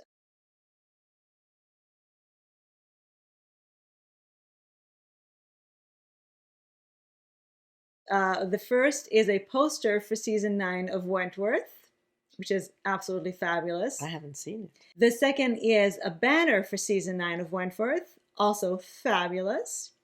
I have to say that the third is my favorite. Well, this is the only one I've seen, actually. David made us a Talking Teal poster that is absolutely to die for, and we're going to use the hell out of it, David. It's so great, David. David, you're so talented. You're so creative, as are, all of our people. But David, you are really a great designer. And then he came up with the idea that we should... check out Prisoner and decide which characters we would be, because he made us in teal. And so I said, wait, we don't know Prisoner. So I turned to our 3 boys, David, Ryan, and Garrett, who are all Prisoner fans, and I asked them to assign us characters. And we did not read each other's characters. Nope. I read Mimi's. We didn't read our own characters. Right. Mimi's going to read mine, and I'm going to read hers, so that we can be surprised by the 3 choices, David's, Ryan's, and Garrett's. And we'll start with David, who said, by the way, that he's not really doing Prisoner, but he's kind of doing what Wentworth does, which they take Prisoner and then they give it a spin. So who should start? Was there a grandmother in Prisoner? Who should start? You start. Okay. Mimi is Myra Desmond, a former school teacher in prison for euthanizing her disabled son. As it turns out, Jake is very familiar with Myra. He was in part responsible for the accident which led Myra's son accident years earlier. Myra and Chrissy grow closer in prison. I'm assuming I'm Chrissy. Myra and Chrissy grow closer in the prison and end up falling in love. Myra eventually forgives Jake. Okay? All right. Liron, this is David. Right. You are Chrissy Latham. Chrissy is a novelist who has writer's block. This is so crazy. I love it. She conspired with her girlfriend to stage her girlfriend's death and get sent to prison for it in the name of research. But, some people do things like this. It's kind of crazy. Oh, yeah. But her girlfriend has other ideas and disappears with all of Chrissy's assets. With everyone thinking Chrissy really did murder her girlfriend, she teams up with Allie to prove her innocence. But then I fall in love with Myra, right? Yes. Okay. Ryan says Mimi would definitely be the original Judy Bryant. Oh, why? Wow. I could see Mimi working in a women's shelter and taking on the freak while on the inside. That's a big compliment. Thank you so much. I mean, she's tiny. Can you imagine? I have no fear. You've seen me take on. It's true. She's like those chihuahuas. Men. Exactly. I always say, what are you going to do? Hit me? An old lady? Did you say that at 32? I didn't say an old lady, but I did say, what are you going to do? Hit me. Yeah. No. Now, at least in New York you can do that, but everywhere else, I mean, somebody could put a gun on you. So. No, that's true, but not in New York. No, that's what I said. In New York you can do that. Surprisingly, because everybody thinks New York is the most dangerous. No, it's not. Ryan, about me. Liron would potentially be the original male Meg Jackson. Ooh, Will's character is based on the original Meg. That's why he has no balls. Hilarious. Why? Very critical of each of the prisoners, yet an advocate when you need to be. Okay, thank you, Ryan. Garrett. Now, Garrett really went in depth. He thought about this. Okay. Mimi is Mimi Donovan, Minnie Donovan was a fun, charismatic, glorious, charming, petite lady Ooh. with her pink two-piece outfits and a flamboyant speaking voice. Yes, dear. Some have compared her as the Barbara Cartland of Wentworth. Our Mimi, who has shown her talents over the years, changing her tones whilst reading our emails regarding the tone of the scene, accent impersonations, and character impressions, I could see very successfully and entertainingly impersonating Minnie Donovan's speaking voice down to a T. We have to YouTube We'll have her. to listen to it, and then I'll try. She was arrested for conspiracy to commit theft and was involved in many of the prison rackets that involved smuggling cigarettes, alcohol, and luxury items as a way to create a better, fun, and positive atmosphere for the women. She is more the Robin Hood type of criminal that stole from the rich to give to the poor. Minnie's biggest asset was her intelligence and wisdom. She had the tenacity of being able to smell BS from a mile away, definitely, and took no nonsense, as does not suffer fools gladly. Just how I would imagine Mimi. If she ended up in Wentworth and just as I would imagine Mimi if she ended up in Wentworth and faced with the likes of Lou Kelly. On her arrival to Wentworth as an inmate on remand, she is brought to the governor's office and knows Anne Reynolds, as she was a foster parent when Anne was working for child welfare. Whilst chatting away to Anne, she's politely reminded that she cannot refer to Anne by her first name and whilst she's incarcerated. Minnie seems to have been a foster parent as an opportunity to pick out potential recruits for her shoplifting gang. So it's like Oliver Twist. She immediately starts to mother everyone and tries to teach Bobby some manners. To occupy the women, she gives classes on pickpocketing techniques. Definitely Oliver Twist. I'm Fagin. The women of H Block have really been struggling to come to terms with the reality that top dog B. Smith was recently transferred to Barnhurst in a vindictive plan by Joan Ferguson to eliminate her so she and Sonia Stevens can work together to run and exploit the women with money-making rackets that will benefit them both financially. Minnie sees Sonia Stevens as the biggest threat to the women's safety and makes her drink 3 bottles of her own brew to teach her a lesson. As a result, Minnie becomes top dog with Cass's backup. Yay. Cass is physically a very strong young woman from the country that can display a violent temper when upset or teased and has trouble controlling it. Minnie befriends Cass and brings out her gentle, caring, sweet nature. That's true, she's very disarming, even though it may not look like it. When Red Keene uses the Glee Club trip to escape, Minnie and Bobby go on the run for a few days before taking a taxi back to Wentworth. Sounds like me.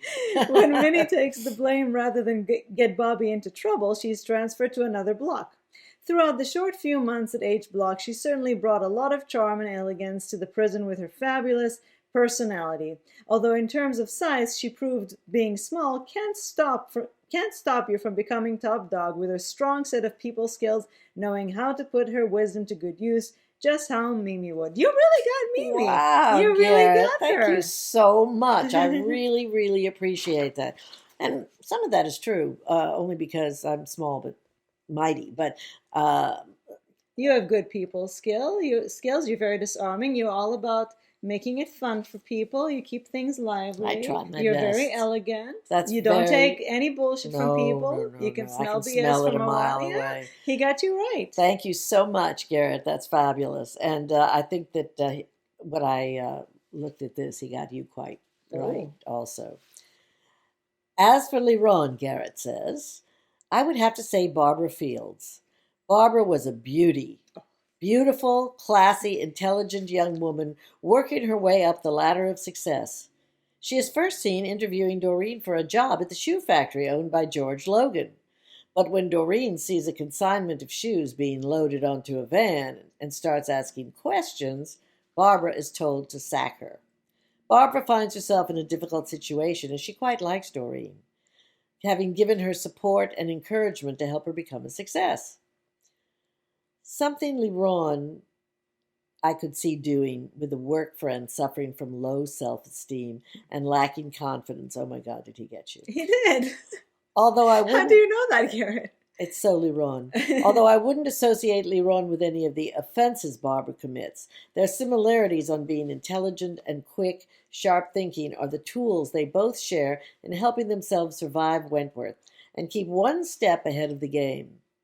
One of her most famous sarcastic lines is, There's always something to do in reception. Due to the fact Barbara is put in a very important position of trust by being given a job in reception, due to her highly qualified administration skills. Just like Arlie Ron, always busy working away on Talking Teal and putting her administrative skills to excellent use every week. Well, thank you. So very, very, There's more. very, Whoa, there's more. Barbara helps herself to some cash from a shady deal from the firm's safe. Unfortunately, she chooses the same night that her boss has set fire to his factory to claim the insurance, and a night watchman is killed in the fire. Aren't they always? That's always the fly in the ointment of these insurance scams. George Logan, who took the rest of the money himself, plants it in Barbara's flat to frame her. Barbara ends up serving 6 months at Wentworth for factory theft. She soon catches the attention of a young rookie officer, Steve Faulkner, who develops a crush on her. Just like Leron would, Barbara uses her intelligence and femininity to take advantage of the soft spot Steve so obviously has. She gets him to gather information to incriminate her former boss. Barbara tries to blackmail her ex-boss with a copy of some very incriminating evidence her solicitor gave her, but this is confiscated by Joan Ferguson and used by her to force Barbara to inform on the plot against Joan by Beath Smith and Steve Faulkner. You mean I'm a lagger? Okay, it's for a good reason. Joan gives Barbara her papers back, but keeps a copy. In order to counter Joan's threat, Barbara arranges a break-in at Joan's house and gets a hold of Joan's goldfish personal diaries and hides them in Erica Davidson's office, to which she has access through her work assignment. Bea finds out about the diaries and uses them to lure Joan to isolation to bash her at the same time as diversionary fires are started in other parts of the prison. The fire causes much more damage than intended, and Barbara breaks into Erica's office to try to recover the diaries, but is overcome by smoke and dies in the fire. Oh my God. The body is later recovered from the governor's office. And although I believe Leron would be much more honest person in comparison to Barbara, the introduction of Barbara really helped liven up the show with action and excitement, gearing up to the famous fire and the big showdown between Bea and the Freak. Barbara was the first person to really discover just how corrupt and dark the character of Joan Ferguson really was by doing some really cunning and clever investigating.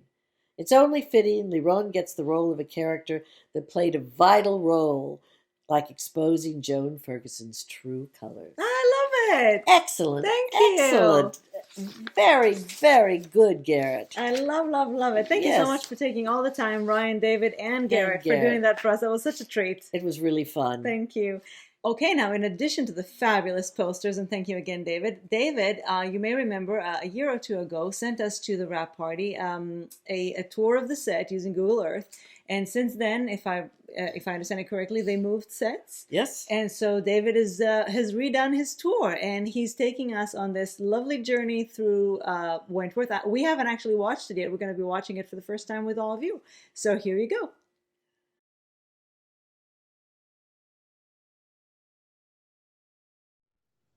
Hello there. I'm full of colds, so you have to excuse me. But I'm about to take you on a quick tour of all the locations used in the show Wentworth. Now I've updated this for season 8, so there's a few more interesting places to see. Now this, in a suburb of Newport on Champion Road, is the main set of Wentworth, and X marks the spot where the loading bay and the deliveries is located. If we head to the other side of the building, to the rooftop, you'll see the place where poor Liz and Sonia had their final confrontation. X marks the spot where the exercise yard is now, and where Ferguson was lynched. And if we head down to street view, and you'll be able to see a few recognisable landmarks. You'll see the main wall there and the stairwell from the building that we've seen many times before. Now if I turn around and we head over the street, you'll see The graveyard location, that's been used several times across the series. Most notably, you may remember it last season when Linda Miles was asked to vacate the brawler by Brody, and also the very first episode of season 4, which foreshadowed poor B. Smith's death. Okay, if we head up to aerial view again, and we head to the back of the Wentworth prison set, you'll be able to see the location where Jake murdered Jasper in the brawler. He blew him up. Well, he shot him first and then he blew him up. If we head down to Street View, just take a quick look around, you'll be able to see there is the main prison set. And at the back there is the parking lot where Jake murdered Jasper. If we turn around, in the background, you'll be able to see the tower from Newport Railway Museum. Okay, if we head in and we turn around, this is also the place where Frankie was hiding out in season 6. You'll see the trains there in the background. Okay, if we head now to the other side of the set, you'll be able to see the location used in season 8 for Joan Ferguson's secret hideout. You'll see the railway there at the back. You'll probably be able to see the same pattern on the rooftop there. So yes, they're quite thrifty with all the locations in Wentworth, because you'll see now that there are actually around about 5 prominent locations all within a few hundred metres of one another. And they continue that trend again in season 8, because if we head just down the road, down Champion Road, you'll be able to see a set of warehouses that was used for the location where Ruby was taken by Jones and Morelli when she was kidnapped. You'll be able to just make it out there. And you'll be able to see the water tower now in the background. We just have another quick look at a different angle. You'll see the corrugated roofs there. They're the exact same ones behind Rita. Okay, now if we head up to aerial view again, I'm going to take you to the start of Park Crescent. If we follow that round to the corner of Inglis Street, you'll be able to see the location used across the series for Vera's house. Let's zoom in. You might be able to see the porch there, the famous porch where Channing shot Brenda Murphy.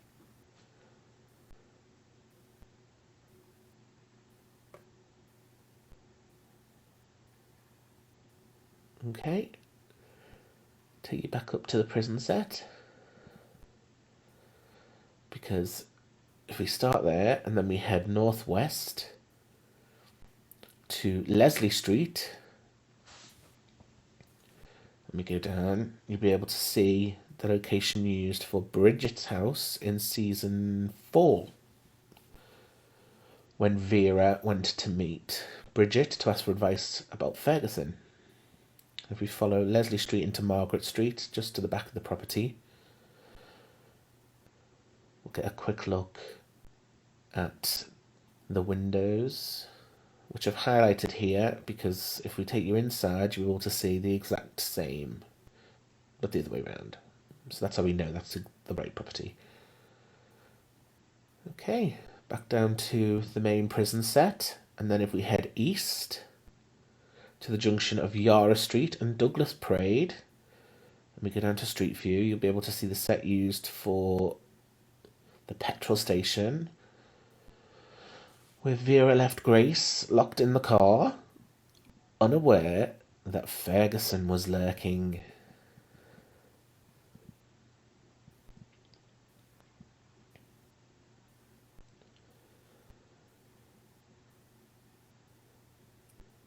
Okay, back out to aerial view, and if we head a little further north now to Yaraville,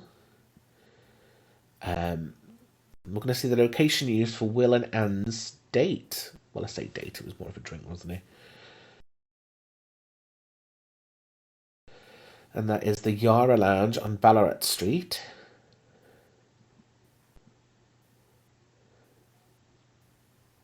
Quite trendy, really. They're definitely going to end up together, aren't they? Okay, back out. And if we head north again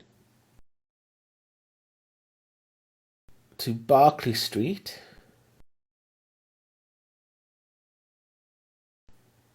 You'll be able to see a little location. It's an alleyway between the Chemist Warehouse and the Matchworks. And this was used in episode 1 for Lou and Reb's escape. Attempted escape, should I say. So it's quite a busy high street, really, to be filming stuff like that.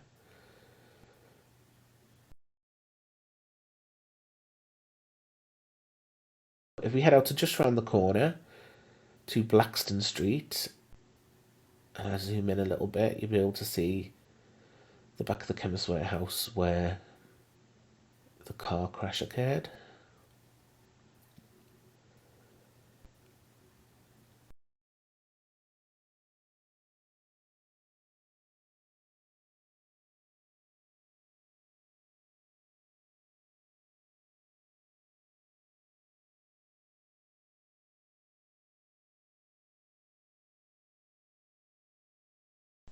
So we head back down to the prison set.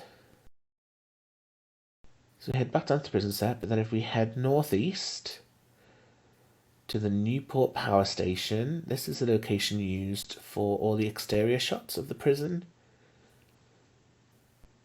That was from season 4 onwards, after the fire. So it's quite an impressive and intimidating looking building, isn't it?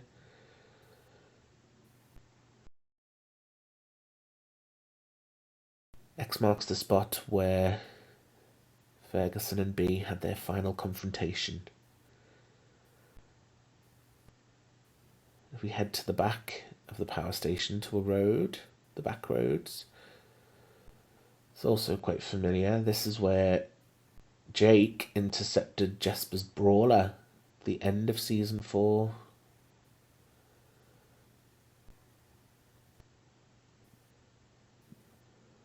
So yes, the Newport Peninsula. This is where they film the majority of the show. And I hope you enjoyed that. Bye.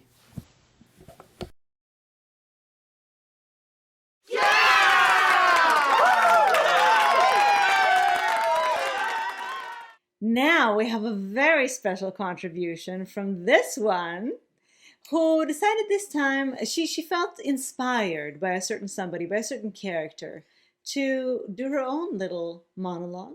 Yes, I've never contributed before. Well, not in this way anyway. And it's called Farewell to a Fallen Friend.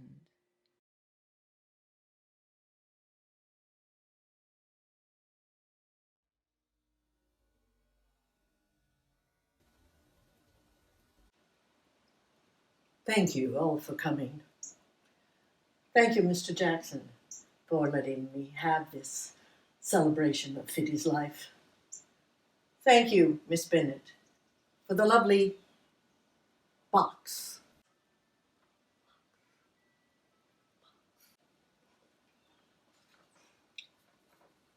I have come to celebrate and praise Fiddy, not bury him. I didn't know Fiddy had so many friends. As for me, Fiddy was my only friend. He loved me almost unconditionally. All he asked was that I feed him and I tap his little jar occasionally. And he wasn't forever asking me, "Are you Joan?" Calf. "Joan?" Calf. "Joan?" Calf. In fact, he never asked me anything. He just listened. He was a gentle, soothing companion and never asked for more than I could give. And then, He was cruelly taken from me, left to die in a shallow puddle on the floor, gasping for air, air.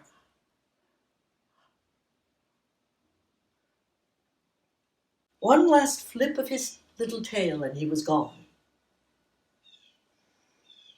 And I know Fitty wouldn't want me to hold a grudge. So I would like to say to Lou, I would like to bury the hatchet in your head.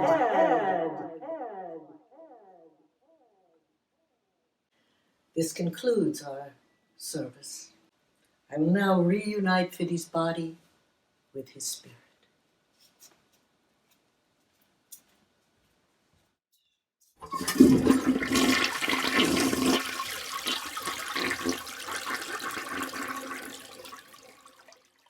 A degree in drama. Can you tell? Can you tell she was supposed to be an actress? I was under-rehearsed, and I had to But write you it wrote, very fast. I was inspired late you in were the game. prop person. You were everything. Well, Spectacular. you were the camera I was person. and the editor. And yes. the editor. But otherwise, perfection. Well, I hope you enjoyed it. It was really fun. Now, you may remember that last episode we asked any of you who has the qualifications to send us an essay on the differences between psychopath and sociopath, since Mimi and I have had this long going on discussion and argument. And Not really an argument. no, but I mean, this like, we don't really know, so we can't really say, and she's like, she's definitely a psycho. No, she's definitely, okay, all right, enough. So thank you, Bindi, Wow. for picking up that request and doing it. And I'm just going to tell you, just so you know, that Bindi's for real. Wow. Bindi has studied integral psychology, and she has a master's in social work. And she's actually worked with quite a few elements that have a lot to do with Wentworth, and especially this season. She's worked with trauma survivors, cult survivors, refugees, prisoners, among others. So Bindi actually knows a lot about what's going on in Wentworth. Yes, indeed. Bindi is well informed and well educated on the subject. And so we're happy to share this essay with you. I haven't even heard it yet. I just gave it as it is to Mimi.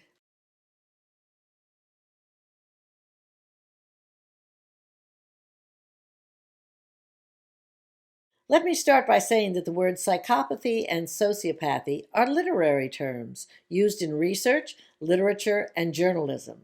They are not diagnostic terms. That's so interesting. Oh, right, because it's antisocial disorder. Right. The psychopath container word has been heavily influenced by the movie and TV industry and has falsely come to represent something akin to a serial killer. Mm-hmm. This seems to feed and enforce a collective desire to have a clear-cut good guys and bad guys. The good guy can do bad things as long as it's for a good reason, and the bad guy is just plain evil and born that way. Nice and polarized. But the human mind does not work that way. Right. In contrast to many metaphors, the brain does not work like a computer. We are more than programmable ones and zeros. I have seen people come back from very dark places once the right therapist and therapy is matched to the patient. For those of you out there listening, that's a good point. Absolutely. DSM, In other words, not Dr. Miller. Not Dr. Miller. And if you need to speak to Dr. someone, Miller has been working with Kath. Yes. there are people out there for you. Absolutely. And by the way, if I may say from personal experience, a good therapist is a matter of chemistry also. Really? So if you're not feeling it with your therapist, don't give up. Look for another one. Sometimes it's just about the match. Absolutely. DSM, which is the Diagnostic and Statistical Manual, explains 10 different personality disorders. What makes something a disorder? The maladaptive and long-standing pattern of relating to self, others, and all areas of life. Mm-hmm. The disorders are divided into 3 clusters. Cluster A is made up of paranoid, schizoid, and schizotypal personality disorders. These disorders are generally marked by difficult social interactions and thoughts that don't conform to reality. Mm-hmm. Cluster B, personality disorders, are on the other end of the spectrum from Cluster A's limited emotion expression.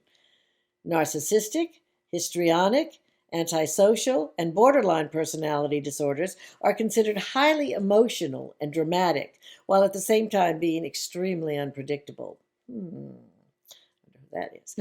Cluster C personality disorders are focused on anxiety and fear. In other words, the majority of us.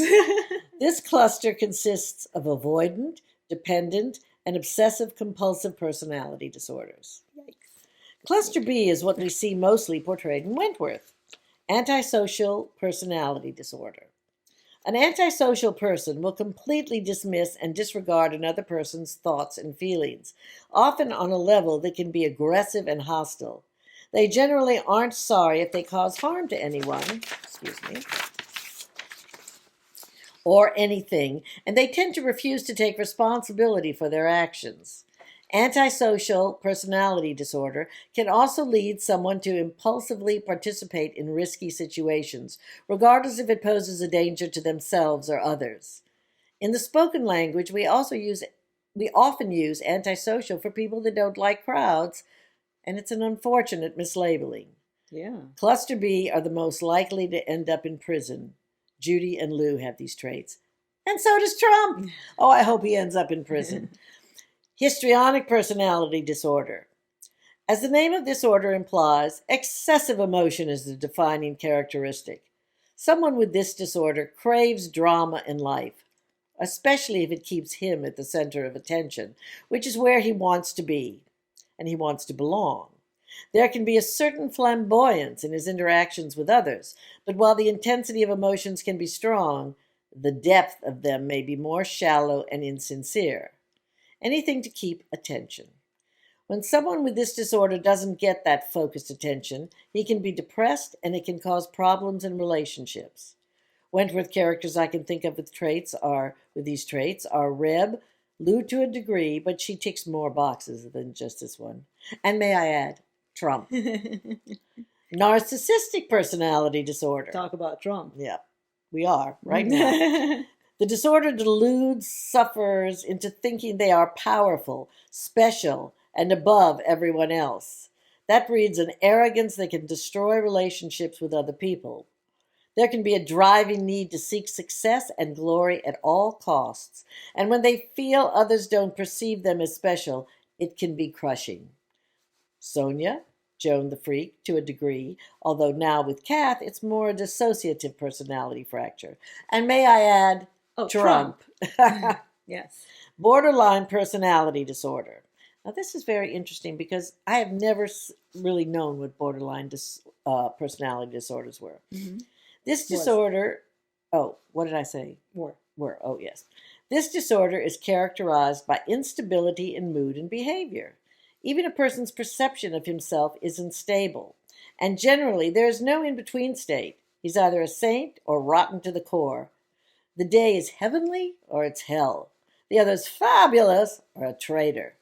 This instability can result in dizzying emotional swings, from anger to loneliness to emptiness, and impulsive behavior. To counteract this, someone with a borderline personality disorder may be tempted to indulge in unsafe behavior, such as substance abuse, as a way to regulate or medicate themselves. Lou a bit and Mari. Environment, neurobiology, and how a child is nurtured in the first 7 years of life are crucial to the development of these disorders. I'd go so far as to say that nobody is born that way. Genetics can scale up the probability, but it's not always the case. Having a parent with a disorder can increase the chances of a child copying and later having a similar disorder. This cluster asks for very specific expertise. Even in prisons, they don't just throw any available counselor or therapist, and certainly not the governor or of the joint in front of such a case. These disorders have also been hyped and split into 3 groups by the movie and TV industry. The serial killer. This is a stereotyping of a combination of the 4 cluster B disorders. Any of these types can break deeply enough to kill serially. Ditto the other clusters, given the wrong environment. I personally have seldom met a patient or client that fits in cluster B that ticks only one box. Usually that's a borderline personality disorder. The most common misdiagnosis is narcissistic personality disorder, classified as border personality disorder. Borderline, yes. The high-functioning psychopath. This is a sociological terminology for the narcissistic personality disorder, mostly found at the top of business pyramids, politics, and high-profile functions. We know from studies that between 25 to 30% of all CEOs and that type of big shot have narcissistic personality disorder and or antisocial personality disorder. Trump. The sociopath. I just want to add that Bindi didn't say Trump at all. All the Trumps is me adding. Thank you. I hope you're happy, Garrett. Ryan. The sociopath. A strange stereotyping used to describe someone who seemingly feels no emotions or empathy towards others. Again, it's a trait of the narcissistic personality disorder and the antisocial personality disorder. People with these disorders still feel emotions. They mostly can't deal with or regulate them and have elaborate rituals to suppress them. I hope this helps understand the reality of personality disorders a little bit more. I think the writers of Wentworth could do it more justice because heavy correctional facilities are staffed with screws that know a lot more about practical psychology and psychiatry and group dynamics. Well, here in Northern Europe, they still do, even though the commercialization of prisons is taking over.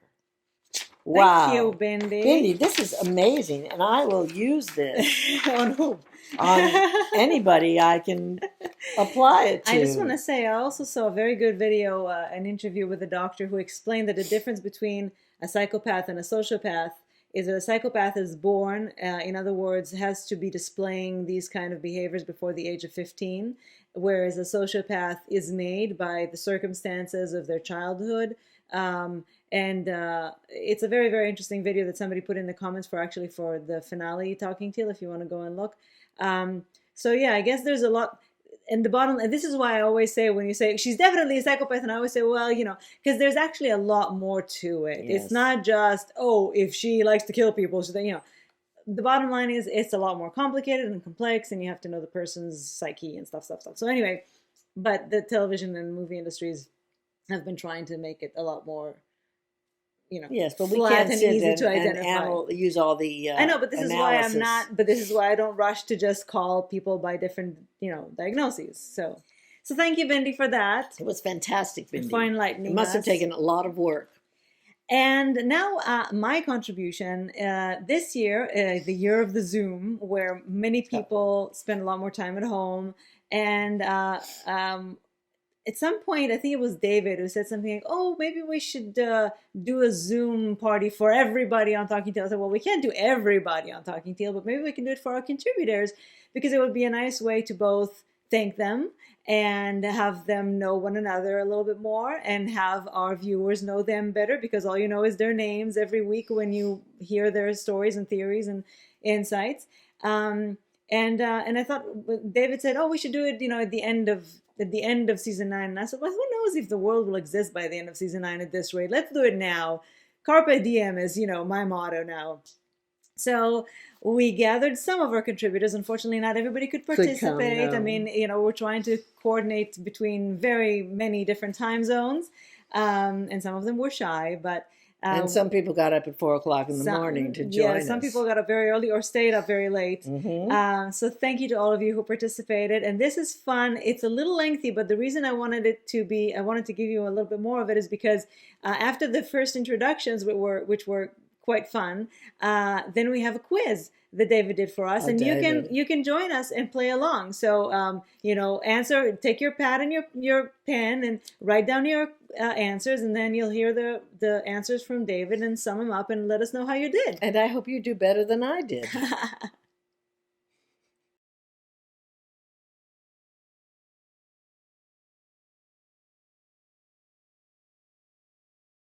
I'm Rachel, and I'm from Nashville, Tennessee. If you couldn't tell by the accent. Somewhere in the South. I am Jane Kramer. Hi, Jane Kramer. Going? You should do it like an intervention. My name is Jane Kramer, and I'm a Talking Teal. Yeah, that's right. I'm a Talking Teal addict. I live just north of New York City in a little town called Scarsdale. I'm Diana Lindsay. I live in a little village called Kalala Bay. I'm Bridget Rumpf. I live in New York City, Manhattan. My name's David. I'm 34. I'm from Liverpool in Northern England. Bindi, I'm so happy you could join us. Here's another country. Yeah, I'm in the Netherlands. I think, if I'm not mistaken, I think we're still in the same country, or at least region, right, Annemiek? Yeah, I'm from Holland too. So where hardly anyone knows Wentworth is my experience. I'm Jen. I'm from upstate New York, Rochester. So I'm Lauren. I live in Melbourne, so right on the other side of the city from where Wentworth is filmed. I'm Kathy. Oh, there's Kathy. I live in Illinois. I'm a screw. I work at a local county jail. No! So when you watch Wentworth, it's a busman's holiday. Yeah. So from your perspective, I know that it's not necessarily the same system, but from your perspective, how realistic is that whole aspect of the show? Some things are realistic, some are not, especially the cameras. Thank you. Camille, thank you for joining us. Can you also pull your screen down a little bit? Turn on, what else? There you go. You're very demanding, don't you know? I know I am. I mean, we all know that you're all in your underwear, but the least we can do is see your top part. I got a sweatshirt. I am in South Central Kentucky. My name's Peter. I'm from Drumheller, Alberta, Canada. I've worked in corrections for 20 years. I just recently retired. Where's Julie? Here she is. So I'm from Portland, Oregon. I live in Los Angeles. And now, since we actually know quite a bit about quite a lot of you, I wanted one of you to ask you guys questions, because I figured, I know things, but other people don't. So I asked Rachel if she would come up with a question for one question for every person. We're just going to go around the room and see what Rachel can. I have no idea what she's about to ask, so that should be interesting. Oh, that's diabolical. And that laugh is exactly why I asked Rachel to do that. Just know that these are going to be fun. Oh, I'm going to start with Mimi. Oh, dear. Oh. Are you wearing a bra? No. No. We all know. Well, I don't know if we all know this or not, but I know that Mimi is the queen of all daytime soap operas ever. She is. And is an expert in television in general. So my question to Mimi is, what is the best nighttime soap opera that has ever been aired? Are you talking classic, Rachel? Whatever definition you want to put on it, Mimi. Okay, well, I think that I will make my life easy. And I will say that as far as the nighttime soap operas that were actually considered nighttime soap operas, it would be Knots Landing. Okay, the next one's going to be for David. Are you with us, David? I'm here. Sorry, I was just getting more tonic water. No, that's fine. If you had to read one volume of an encyclopedia, which letter would you choose? That is a tough question, Rachel. That's an interesting question. Oh, I hunted for good questions. I spent time on this. It would be the letter T, because the T is the truth. There you go. Nice. Good, David. That's a really good answer. Let's go to Jane next. Jane, you ready? Sure. Let's see. 7.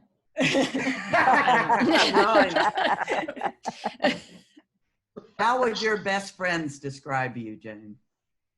Oh, that's a good question. I would think loyal would be probably one of the first things I would say, and funny. I would agree with that. I would too. I think we can all agree with that. Thanks. Bridget. Okay, I'm ready. If you could time travel, but only to the past, what era would you go to? I would go to the beginning of the 20th century, and I'd go to Paris. Oh, Very cool. Very cool. Peter, where would you like, well, since you've just retired, this one's good for you. Where, if you got to pick anywhere in the world to retire, where would you retire? I'm currently trying to buy a house in Belize. Ooh, nice. Okay, Diana. Yes. If you could instantly be a virtuoso on any musical instrument, what would it be? Piano. Ah, good choice. Me too. Okay, LaRon, this one's for you. I think I know the answer to this question, but I'm going to ask it anyway. I'll try and surprise you. Yeah. If you could bring back, LaRon is a massive music fan. She just is. And if you could bring back one vocalist who has passed away, who would it be? I know. I'm going to give you a slightly different answer. Okay. Really? Because I'm going to trade my card of bringing back somebody who's dead. I'm going to give eternal life for somebody else. Oh, I like that. Then we know that, don't we? We know that. Yeah, we know that one. I know the answer. Everybody want to sing it all together? That's right. My name is Barbara. So. Oh, let's Streisand. Barbara Streisand. Of course. Yeah, but you don't need to bring Barbara back. I understand you're flipping the question. Tell them who Just you bring immortalize. back. Who would you bring back? You bring back? I know who should bring back. I think I know. It would have to be Whitney Houston. Yeah. I know. Enemy. What famous person would you like to be best friends with? Can we do a circle and everybody can name one? Yeah. I think Edith Eva Eger. Do you know her? Who? No. No. We can all learn something. Yeah. She's living in America. What's her name? What's her name? Edith Eger. This is a short name. Edith Eger, and she has survived Auschwitz. Oh. She went 94 last week, and she became a psychologist after the war. Still working and helping people. Wow. You can read the book. It's called The Choice. The next one's going to be for Lauren, and this is in honor of the lovely dinner we shared in Melbourne.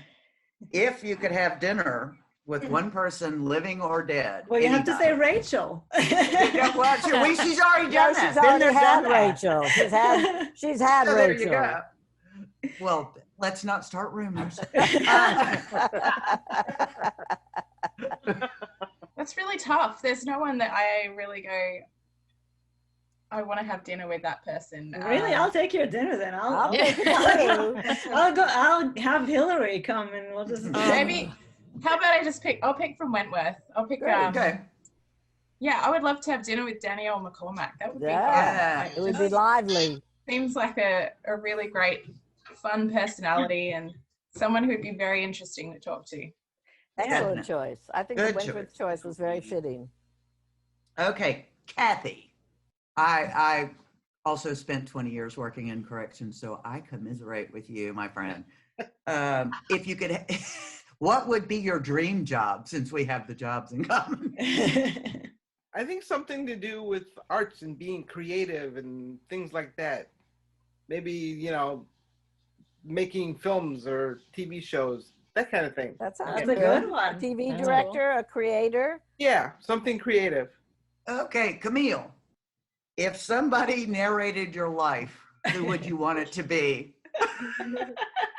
Oh, I know. You had to live with a voice in your head all the time. Probably Samuel Jackson. Funny. That's an interesting choice. I was gonna say for Would be somebody my whose laugh. voice, for somebody who has a sexy voice, has a sexy accent, and it is hilarious, Emma Thompson would be the best narrator for anybody's That's a life. very interesting idea. And see, I always hear Morgan Freeman. Morgan Freeman. I was gonna say. I hear Meryl I think Streep. Martha Dusseldorf wouldn't be bad either. Oh, not at all. Lovely. Lovely. Highly distracting. Yeah, exactly. I was going to say, maybe I'm slightly R-rated for those Kristen bits, Scott you know. Thomas.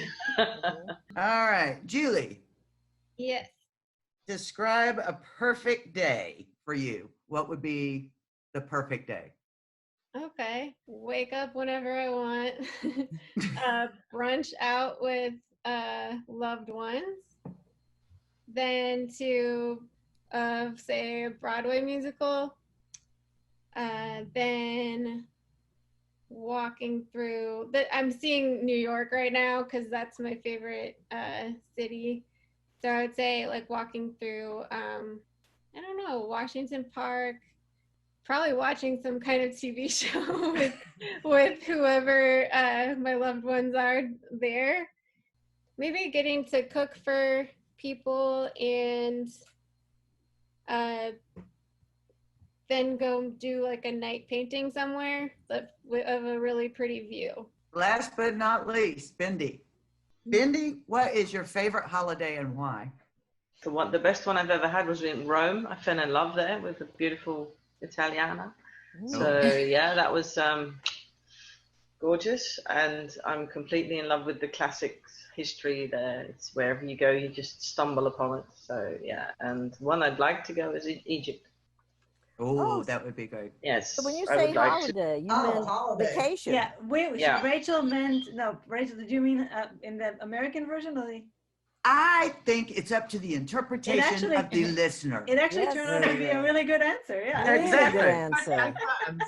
Wait a second, we're missing somebody. Who? Because Rachel, you didn't really think you could get Rachel. away without having to answer a question, right? I was just about to say the interrogation is over. I don't think so. Jane I don't think gets so. to interrogate you. Yeah, I have a question for you, Yeah. Rachel. All right, so this is Wentworth related. So, you know, there's that crazy game that if I were to swear and say the word fuck, it would be fuck, marry, kill. Yeah. But sometimes people say shag instead of fuck, but Right. English like that. So we're gonna play that. We're gonna play that game. Oh, And you're I'm being gonna the ask you. toughest question of them all. And I'm gonna ask you, out of these three people, who would you shag, marry, or kill? Okay. Oh, I have two groups. I have to figure out which one is better. All right. Will. I knew Will was gonna be there. Dr. Miller. Oh. Ruby. Oh. God. Have to shag one of them? hard. Oh, God. That's hard. My answer. That's That three puts me kill outside shots. of my comfortable realm. Well, yeah, you have to forget. You have to forget about anything that involves anything about yourself. There are parts involved that I'm not comfortable with. Well, sure. Let's see. I have an all-woman one. Oh, I would. All right. You rendered Rachel Rachel, speechless. would you rather have the all I have an one? answer. I have an answer. Okay. I would shag Ruby. I would marry Will, even though he's useless. I know. And I would kill Dr. Miller. That's a good one. That's a good one. I want to know the other- Otherwise, my other one was Lou, Anne, Joan. Oh, that's easy. Wait, Joan or Kath? That is No, easy. Joan. Oh, Anne, Lou. Look, I would shag the hell out of Judy. Or no, what No, did I you didn't say Judy. No. Lou. Oh, Lou. Oh yeah, I'd shag Lou. Okay. I would marry Joan. I would kill Anne. I can't Yes. stand Anne. I would kill Anne. I'd kill them all. Whatever Harry scenario Jones. it is. I'd kill Anne all day. I'd kill them all. Yeah, that's right. And now we have a quiz, which I can tell you in advance. Mimi and I are going to totally come last. And you all are going to We're win. bad at Oh, no quizzes. way. We only watch the shows once or twice. and- Yeah. David is a quiz master, and he has prepared a quiz, a Wentworth quiz, to see just how good we think we are. So I've got 20 questions. I'm going to trust you to mark them yourselves. So I'll ask 5 questions, then I'll give the 5 answers, and then individually I'll take all your scores. And then at the end, I will add them up and I'll reveal the winner. Okay, should we start with round 1? Yes. So this is, who said this? This is a quotes round. So, question 1. Your true nature will eventually come out. It will have to. And you get an extra point if you can guess the series.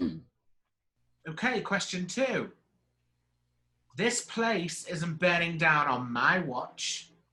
Question 3. You could be out in 2 days or dead in 1. Question 4. Your time's over, Clitty Licker. Chat. Your Question time's. 4. Would That you was repeat good. that, please? Yeah. I'll repeat it, yes. Your time's over, Clitty Licker. I'm coming to get you.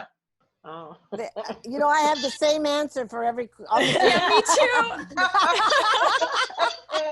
Question 5 in round 1. Who said this?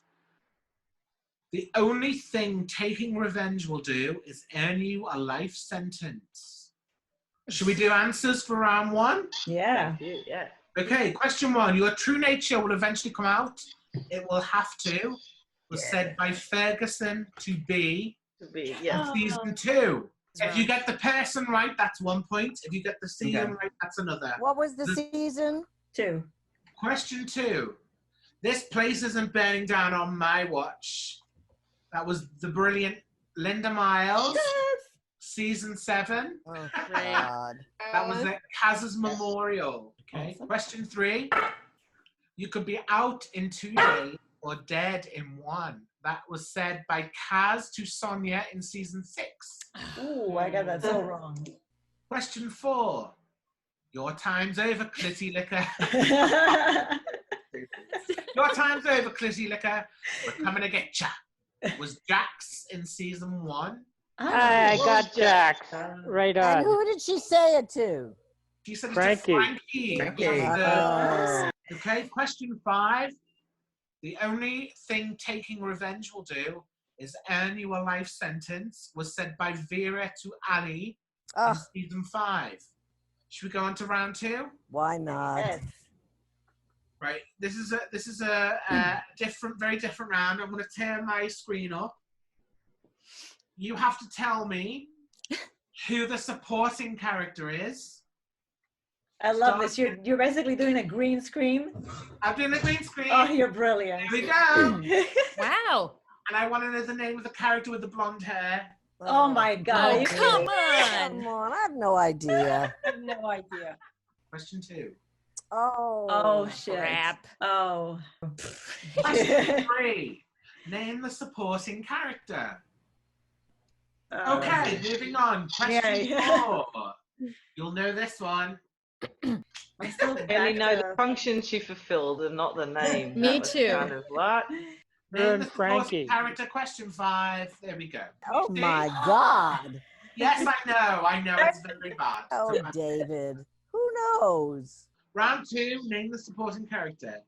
Question 1, the character was Stella Raddick. Stella! Question 2, the answer is Mon Elston. Question 3 is Cynthia Rattray. Rattray! Oh, Rattray. So I wrote down Critter. Do I get something for that?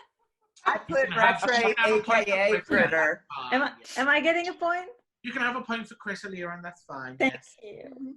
Question 4, Kim Chan. Yes! Oh, damn. Kim, I put Lee. I put drug dealer chick. Does that count? No. No, she was Damn it. Frankie. Wasn't she Frankie's girlfriend? Yeah, she was. Didn't she drug deal? I thought she dealt Yes, drugs. she drug dealt too. Yes. Absolutely. Now who the fuck is Question 5. Yeah, It's Marge. Marge Novak. Oh, Yeah. Marge Novak. Round 3 Next is a little time. bit morbid. Who killed who? Question 1. Who killed Mike Panisi? Okay, question 2. Who killed Brenda Murphy? Question 3. Who killed Nils Jesper? Oh, that's easy. Oh. It is? Question 4. Who killed Michael Heston? It's a trick question. Okay, question 5. Who killed Mae Jenkins? Shall we do answers for round 3? Yes. Okay. Question 1. Who killed Mike Panisi? It was obviously Iman Farah. Iman Farah. Hey. I forgot all about her. 2. Who killed Brenda Murphy? It was Derek Channing. Derek Channing. Oh, I put. Question 3. Who killed Nils Jesper? Jake Stewart killed. Yes. Yay! Question 4. Who killed Michael Heston? Trick question. Didn't he die of a heart attack? No, Michael Heston killed Michael Heston. He killed Oh, he killed himself. Okay. He committed suicide. And question 5. Who killed Mae Jenkins? Which was Boomer's mother. Frankie. or Brody. Boomer's mom. Who? Sean Brody. Round 4 is just general about the whole series. Okay? Oh dear. Question 1. What year did Wentworth begin? Oh. Question 2. Who was top dog the longest? Oh. That's a great question. It is. Uh-huh. Wait, are we talking longest that we've seen or longest even off camera? We're talking episodes. How many episodes? What are the names of Liz Birdsworth's 2 children? What if we only get one of the children? Do we get half a point? You can have half a point for that. Okay, question 4. What state of Australia is Wentworth filmed?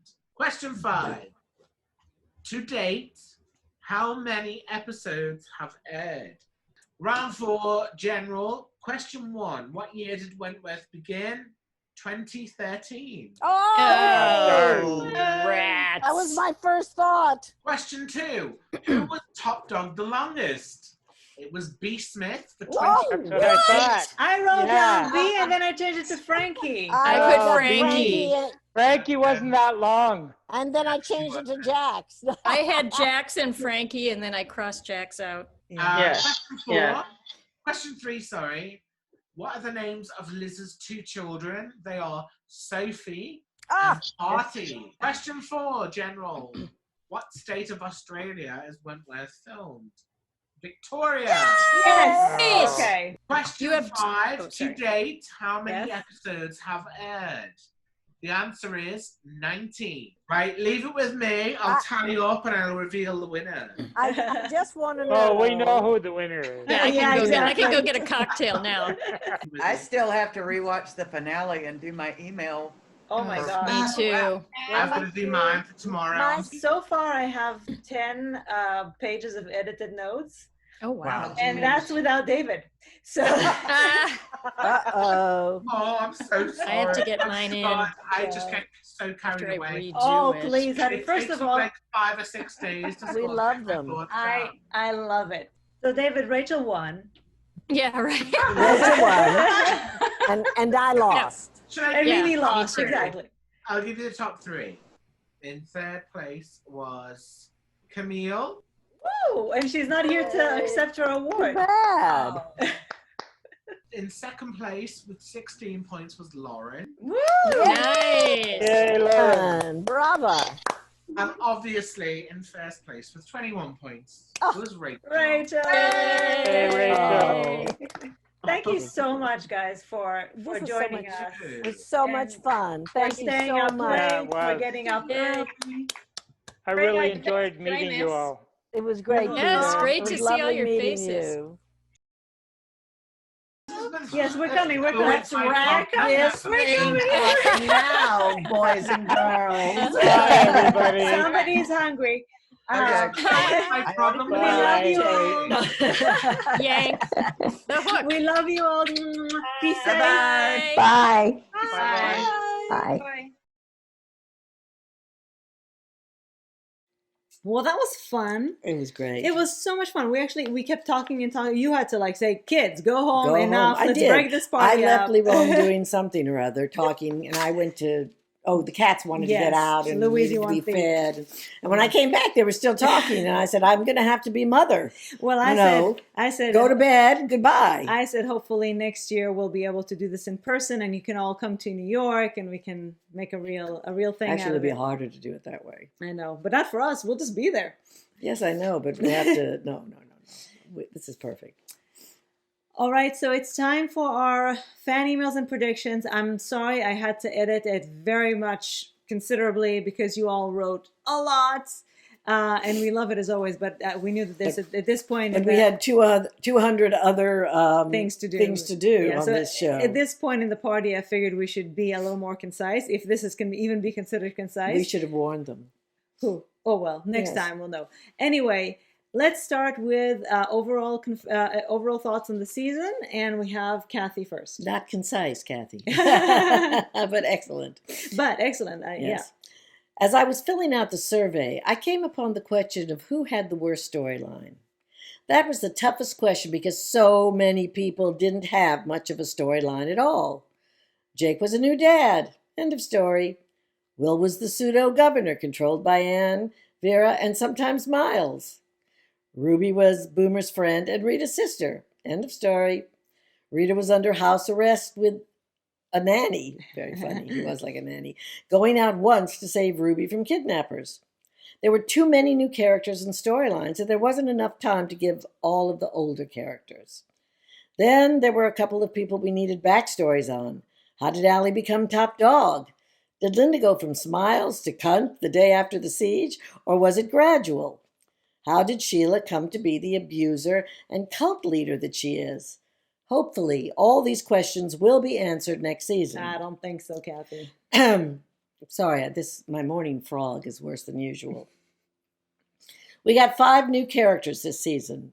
All are villains. They seem one-dimensional. We haven't seen the good side to any of them.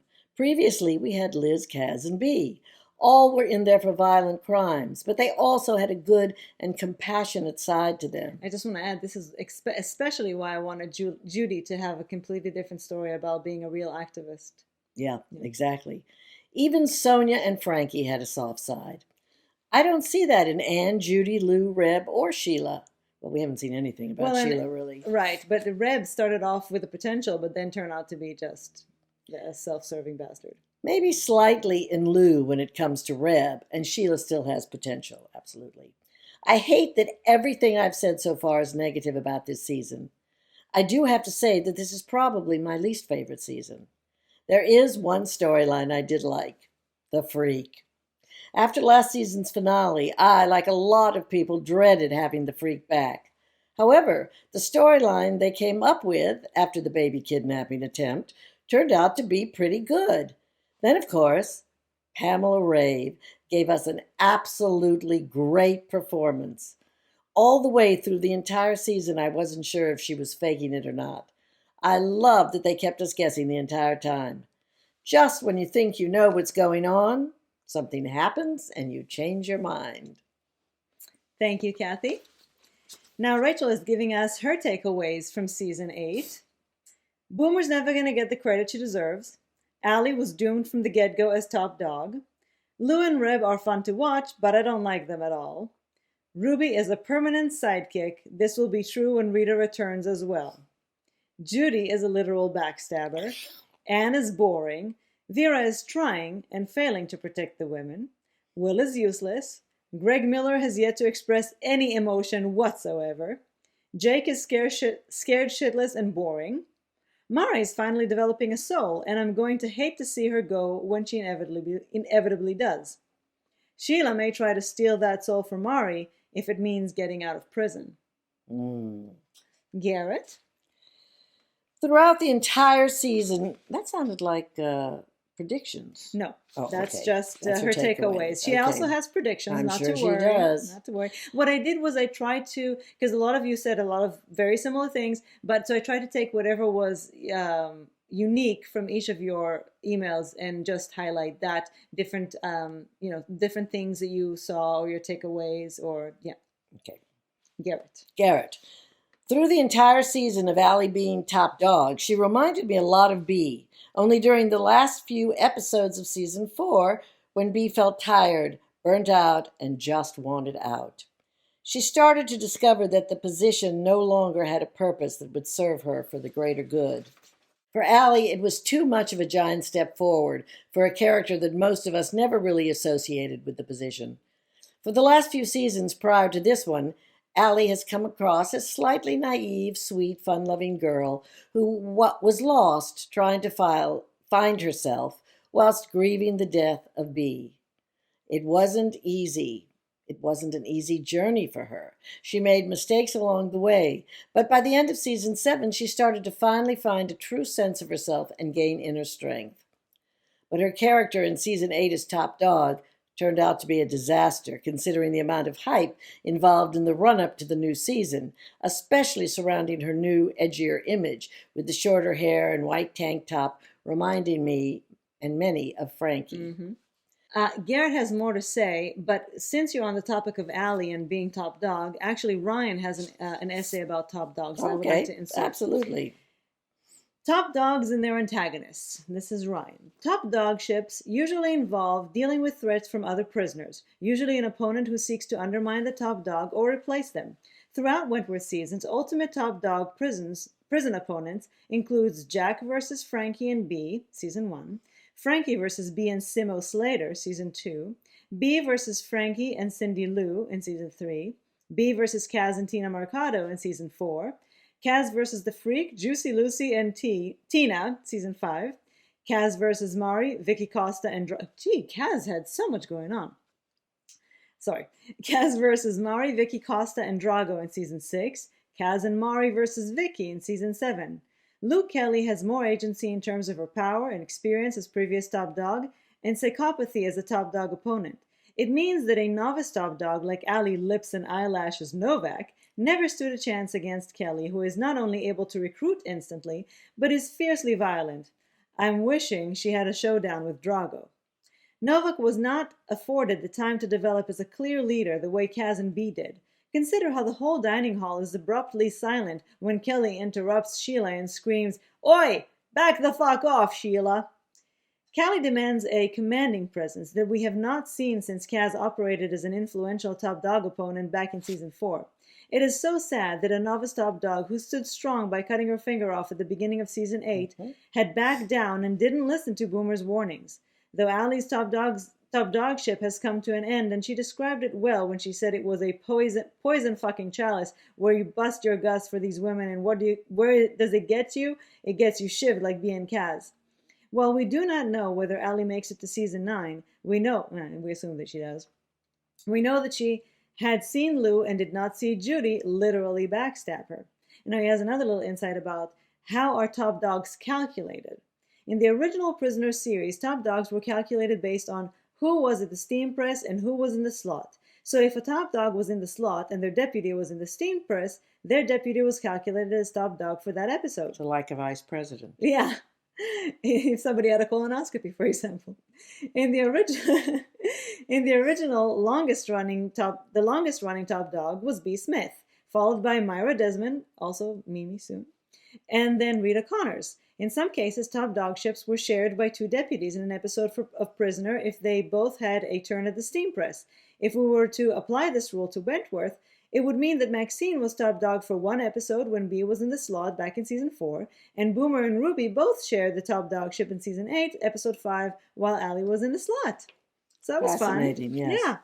Yeah. So now we'll go back to Garrett because he has something to say about Judy, also Yes, he does. talking about the original prisoner. Yes, some more interesting information. I'm going to not have a voice by the end of this. I just want you to know. I don't understand why the writers decided to call the Vivian Awasoga character Judy Bryant. She is a cold, deceitful, and dangerous character. In Prisoner, Judy was arguably the most popular character ever. Now, I just want to say, Ryan said that you would be the original Judy Bryant. So now we'll know why he said that, because now Garrett will tell us who Judy Bryant was in the original. Right. Because she was not a backstabbing, evil. No. Yeah. Gosh. Sorry. Was the most popular character ever. Yes. In Prisoner, Judy was arguably the most popular character now ever. Now she has more interest in this. Alongside Lizzie Birdsworth. She was a warm, maternal, caring, honest woman whose storylines involved some of the most groundbreaking storylines involving gay women and the stigma and homophobia they were up against back in early 1980s Australia. This new Wentworth character is not worthy of having such an iconic name from Prisoner. I agree. I agree, too. If anything, it's a shame they have already used the name Sharon Gilmore back in season 6 on such a minor character. In Prisoner, Sharon Gilmore was a self-centered, spoiled, and spiteful, manipulative little bitch that also happened to be young and beautiful, which would be the ideal for this character. It's funny because she was Judy Bryant's lover, who sold drugs and immediately became an enemy of B. Smith. Judy got herself incarcerated in order to be able to protect and be with her. I definitely think Heritage character from Prisoner would have been a more appropriate name for Vivian Awasaga than Judy. Writers originally planned for Judy Bryant to be a short-term character that gets killed, and Sharon goes on in the show as a long-term character. But because Judy became so popular with the viewers, they decided to kill Sharon off instead, and Judy went on to become the show's longest-running characters, playing an inmate. Peter McTighe really needs to brush up on his prisoner research before using any more names for Wentworth. Well, Pete McTighe is no longer there. Yeah, sorry that you didn't do it earlier, but you don't have to worry about it now. Okay. So David has some things to say. So David's overall thoughts about the season. There was a lot of new, but also not a lot of the old and familiar to comfortably ground us in this series. 90% of our favorite characters have gone. Some would argue that the main character is the prison itself, which I agree with to a point, but without the heart, it's just a cold gray building. I think that is what a lot of people have felt this season, and that stems from the reprieve we also desperately wanted at the end of season 7. Look at it from the perspective of those making the show. They had wrapped everything up in season 7. They were finished. They had no road left to travel. Can you imagine how difficult it would be to not only unravel the neat little bow you left at what you thought was the end of the show, but to also introduce and engage audiences with a whole new cast of characters? An unbelievable feat. Season 8 is like a soft reboot. And actually, thank you. There's more, but That's very, I thought that was a very good point, David, because, we forgot that this is, well, we didn't forget, but these two seasons were tagged on in the end, thanks to all of us, by the way. We made it happen. But they literally wrapped it all up. And what they did was they just went back, reshot a few of the seasons of the finale of season 7, which ended really, really well. And then had to decide quickly on bringing new characters, on, hiring people who was available, who was not available. So... And then it was tough. And then next year will be during lockdown, so they really had a lot stacked up against them. Yes, they did. Okay, now David now goes on to talk about what this season was about for him. We begin to see that under the right circumstances, even the most virtuous person can become villainous. Allie is a fundamentally good person who falls into darkness and does some terrible things. We know her history, so we feel empathy and understanding. We've known very little of Ferguson's traumatic history, so we've never been allowed to feel empathy until now. Vera has been our MVP since day one, so we always side with her and will her to succeed. But even she has her dark demons, and her treatment of Kath this year was incredibly upsetting. We understand why she does it, but it's something that still doesn't sit right with us, and it's not meant to. That is what I feel this season has been mostly successful at, blurring the lines between good and evil, making us question our loyalties, so now, going into the end game, we don't know who we want to triumph. All of our main characters have been corrupted and molded by grief and loss. Excellent. Yeah. Absolutely excellent. Now, you have Annemiek, yes? Annemiek says, Season 8 is the first season for me as a Wentworth newbie that I have been able to follow live, including all online comments. That makes it a very special season for me. I understand that a lot of people are disappointed. I'm not. I'll take it as it comes. That's a good attitude. I like that very much. And I'm so happy you joined us this year, Annemiek. Yes, so much. And we're able to follow live, both with Wentworth and Talking Teal. I definitely think that it's much better than just binging the show without taking the time in between to parse, to dissect, to really take it in. When you binge, there's a reason why they call it a binge. And the show is so rich. Slowly. Exactly. It's rich. Savor, you don't want to throw it up. Savor every bite, right? Because when you binge, in the end, you throw up, and then you don't. Exactly. You don't even remember what you don't have ate. the blessing of it, right? The enjoyment. And finally, Lily says, for me, the main problem of this season is that its treatment was superficial. By that I mean that all storylines were not given enough time to really be explored in depth, and this is the same for most characters. When you have only 10 episodes and you introduce so many new characters and you call back an old one in addition, it's pretty clear that you have to take shortcuts. And unfortunately, it had an unfavorable impact on the whole season. For me, there was no need for all these new characters. I would have been very happy if Anne and Judy didn't show up. Not only because I don't like the characters, but because they didn't bring much. Really, what was their purpose? Anne is the pain in the ass. She's only focused on getting good results and making a good impression. She always contradicts Will. She's a plot device to justify the budget cuts or to create the call center, but she's not essential to the general plot, in my opinion. Just imagine if all that time devoted to Anne was devoted to other existing characters like Boomer or to explore Smile's PTSD storyline. Then Judy was a promising character at first. It would have been a good storyline if the writers stuck to the whistleblower plot to question if what she did was to be considered a crime and if she had to be condemned for it. But they transformed her into a manipulative and evil character, a missed opportunity there for me. Again, this time could have been devoted to other characters. Lou and Reb had a formidable first episode. They have great chemistry. They have a common interesting backstory, which was very promising. But then Lou went a little crazy, and I feel like the storyline was rushed at the end of the season. We had shocking revelations about Reb's rape and Lou witnessing it in the penultimate episode, which gave another dynamic to their storyline, but then it was resolved in a couple of minutes, like nothing ever happened. And it's not better with the core characters.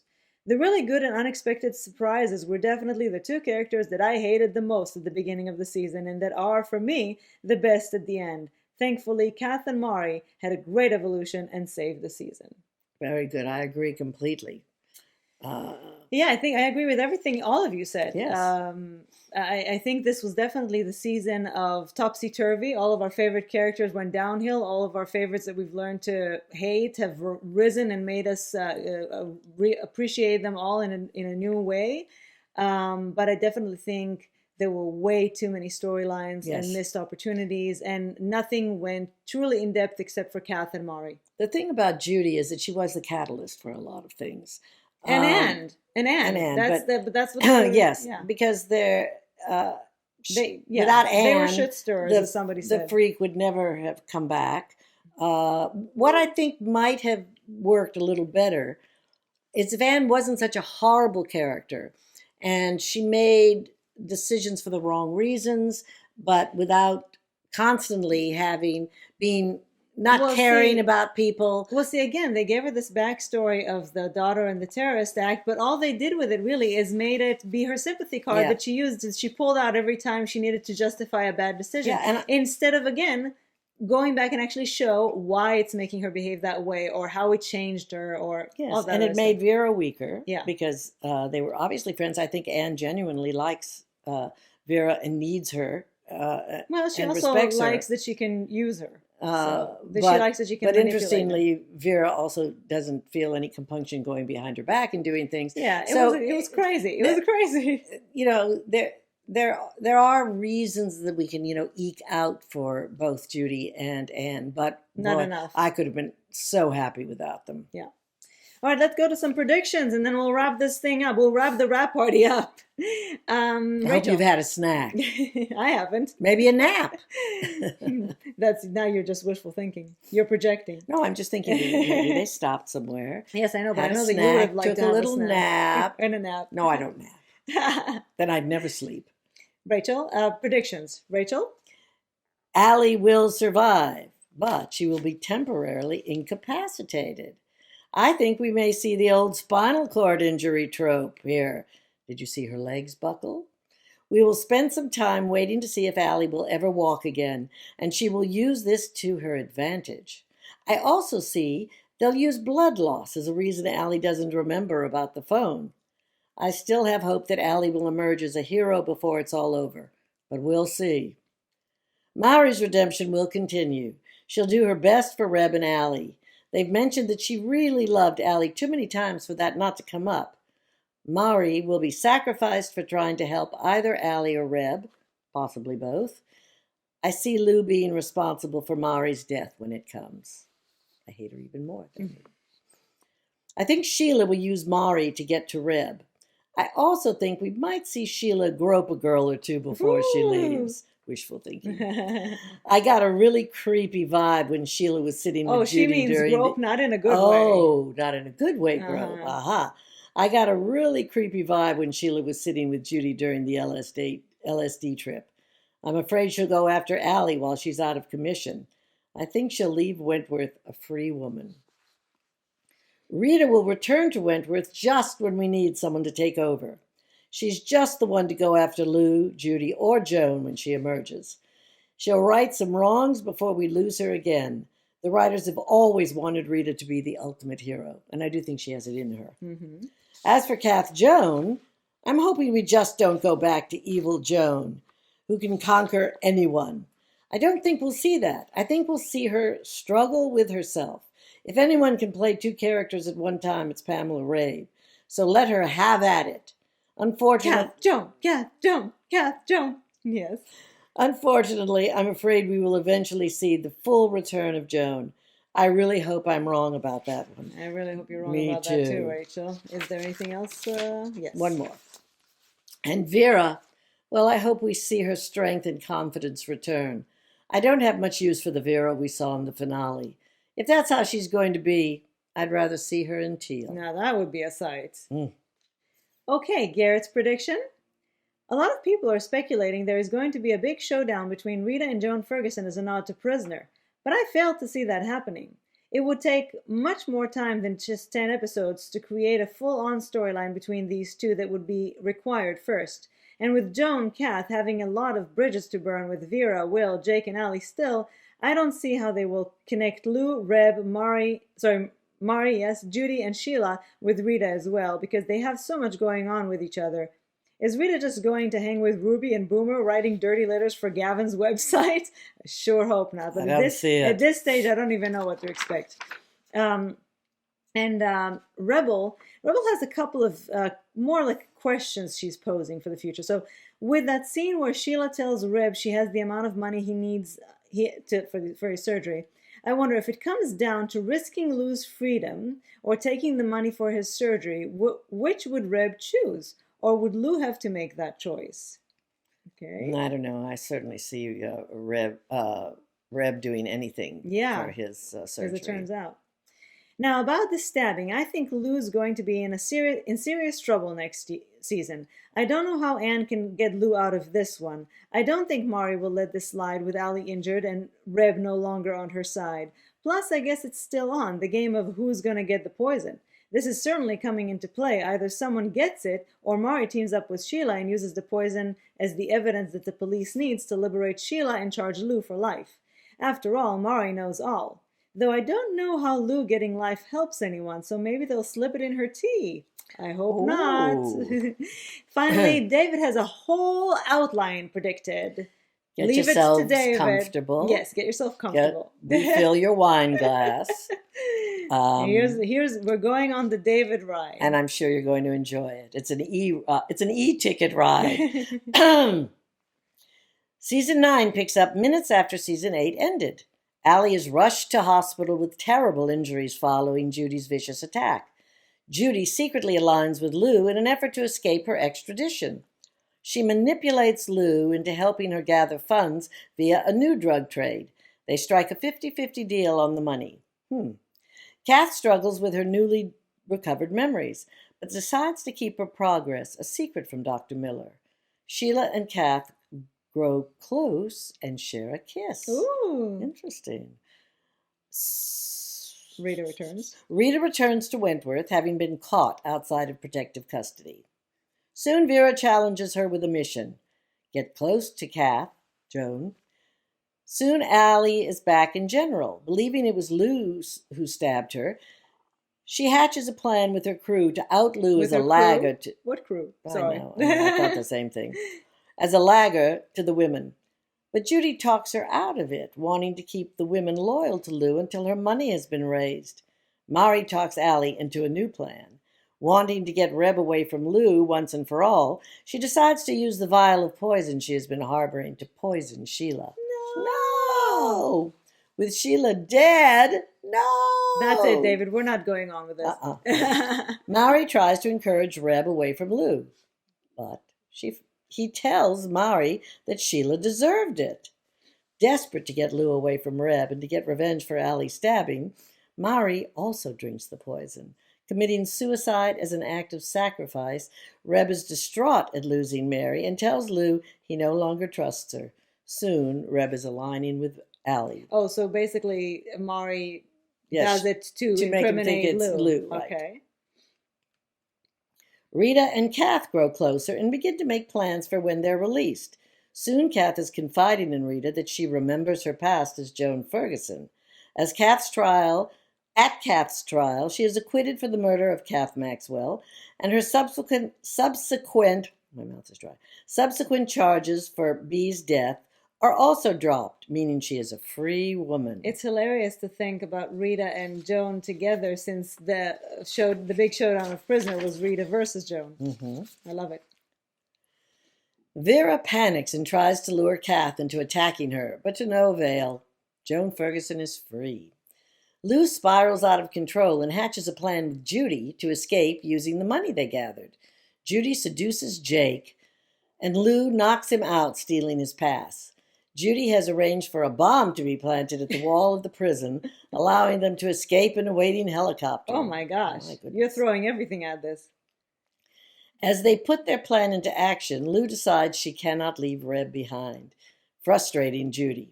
Lou makes her way to H Block, where a confrontation with Allie leads to the truth about Judy being exposed, and they realize they've all been played.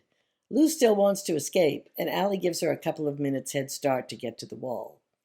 Judy and Lou fight, and Judy is killed when the bomb goes off beside her.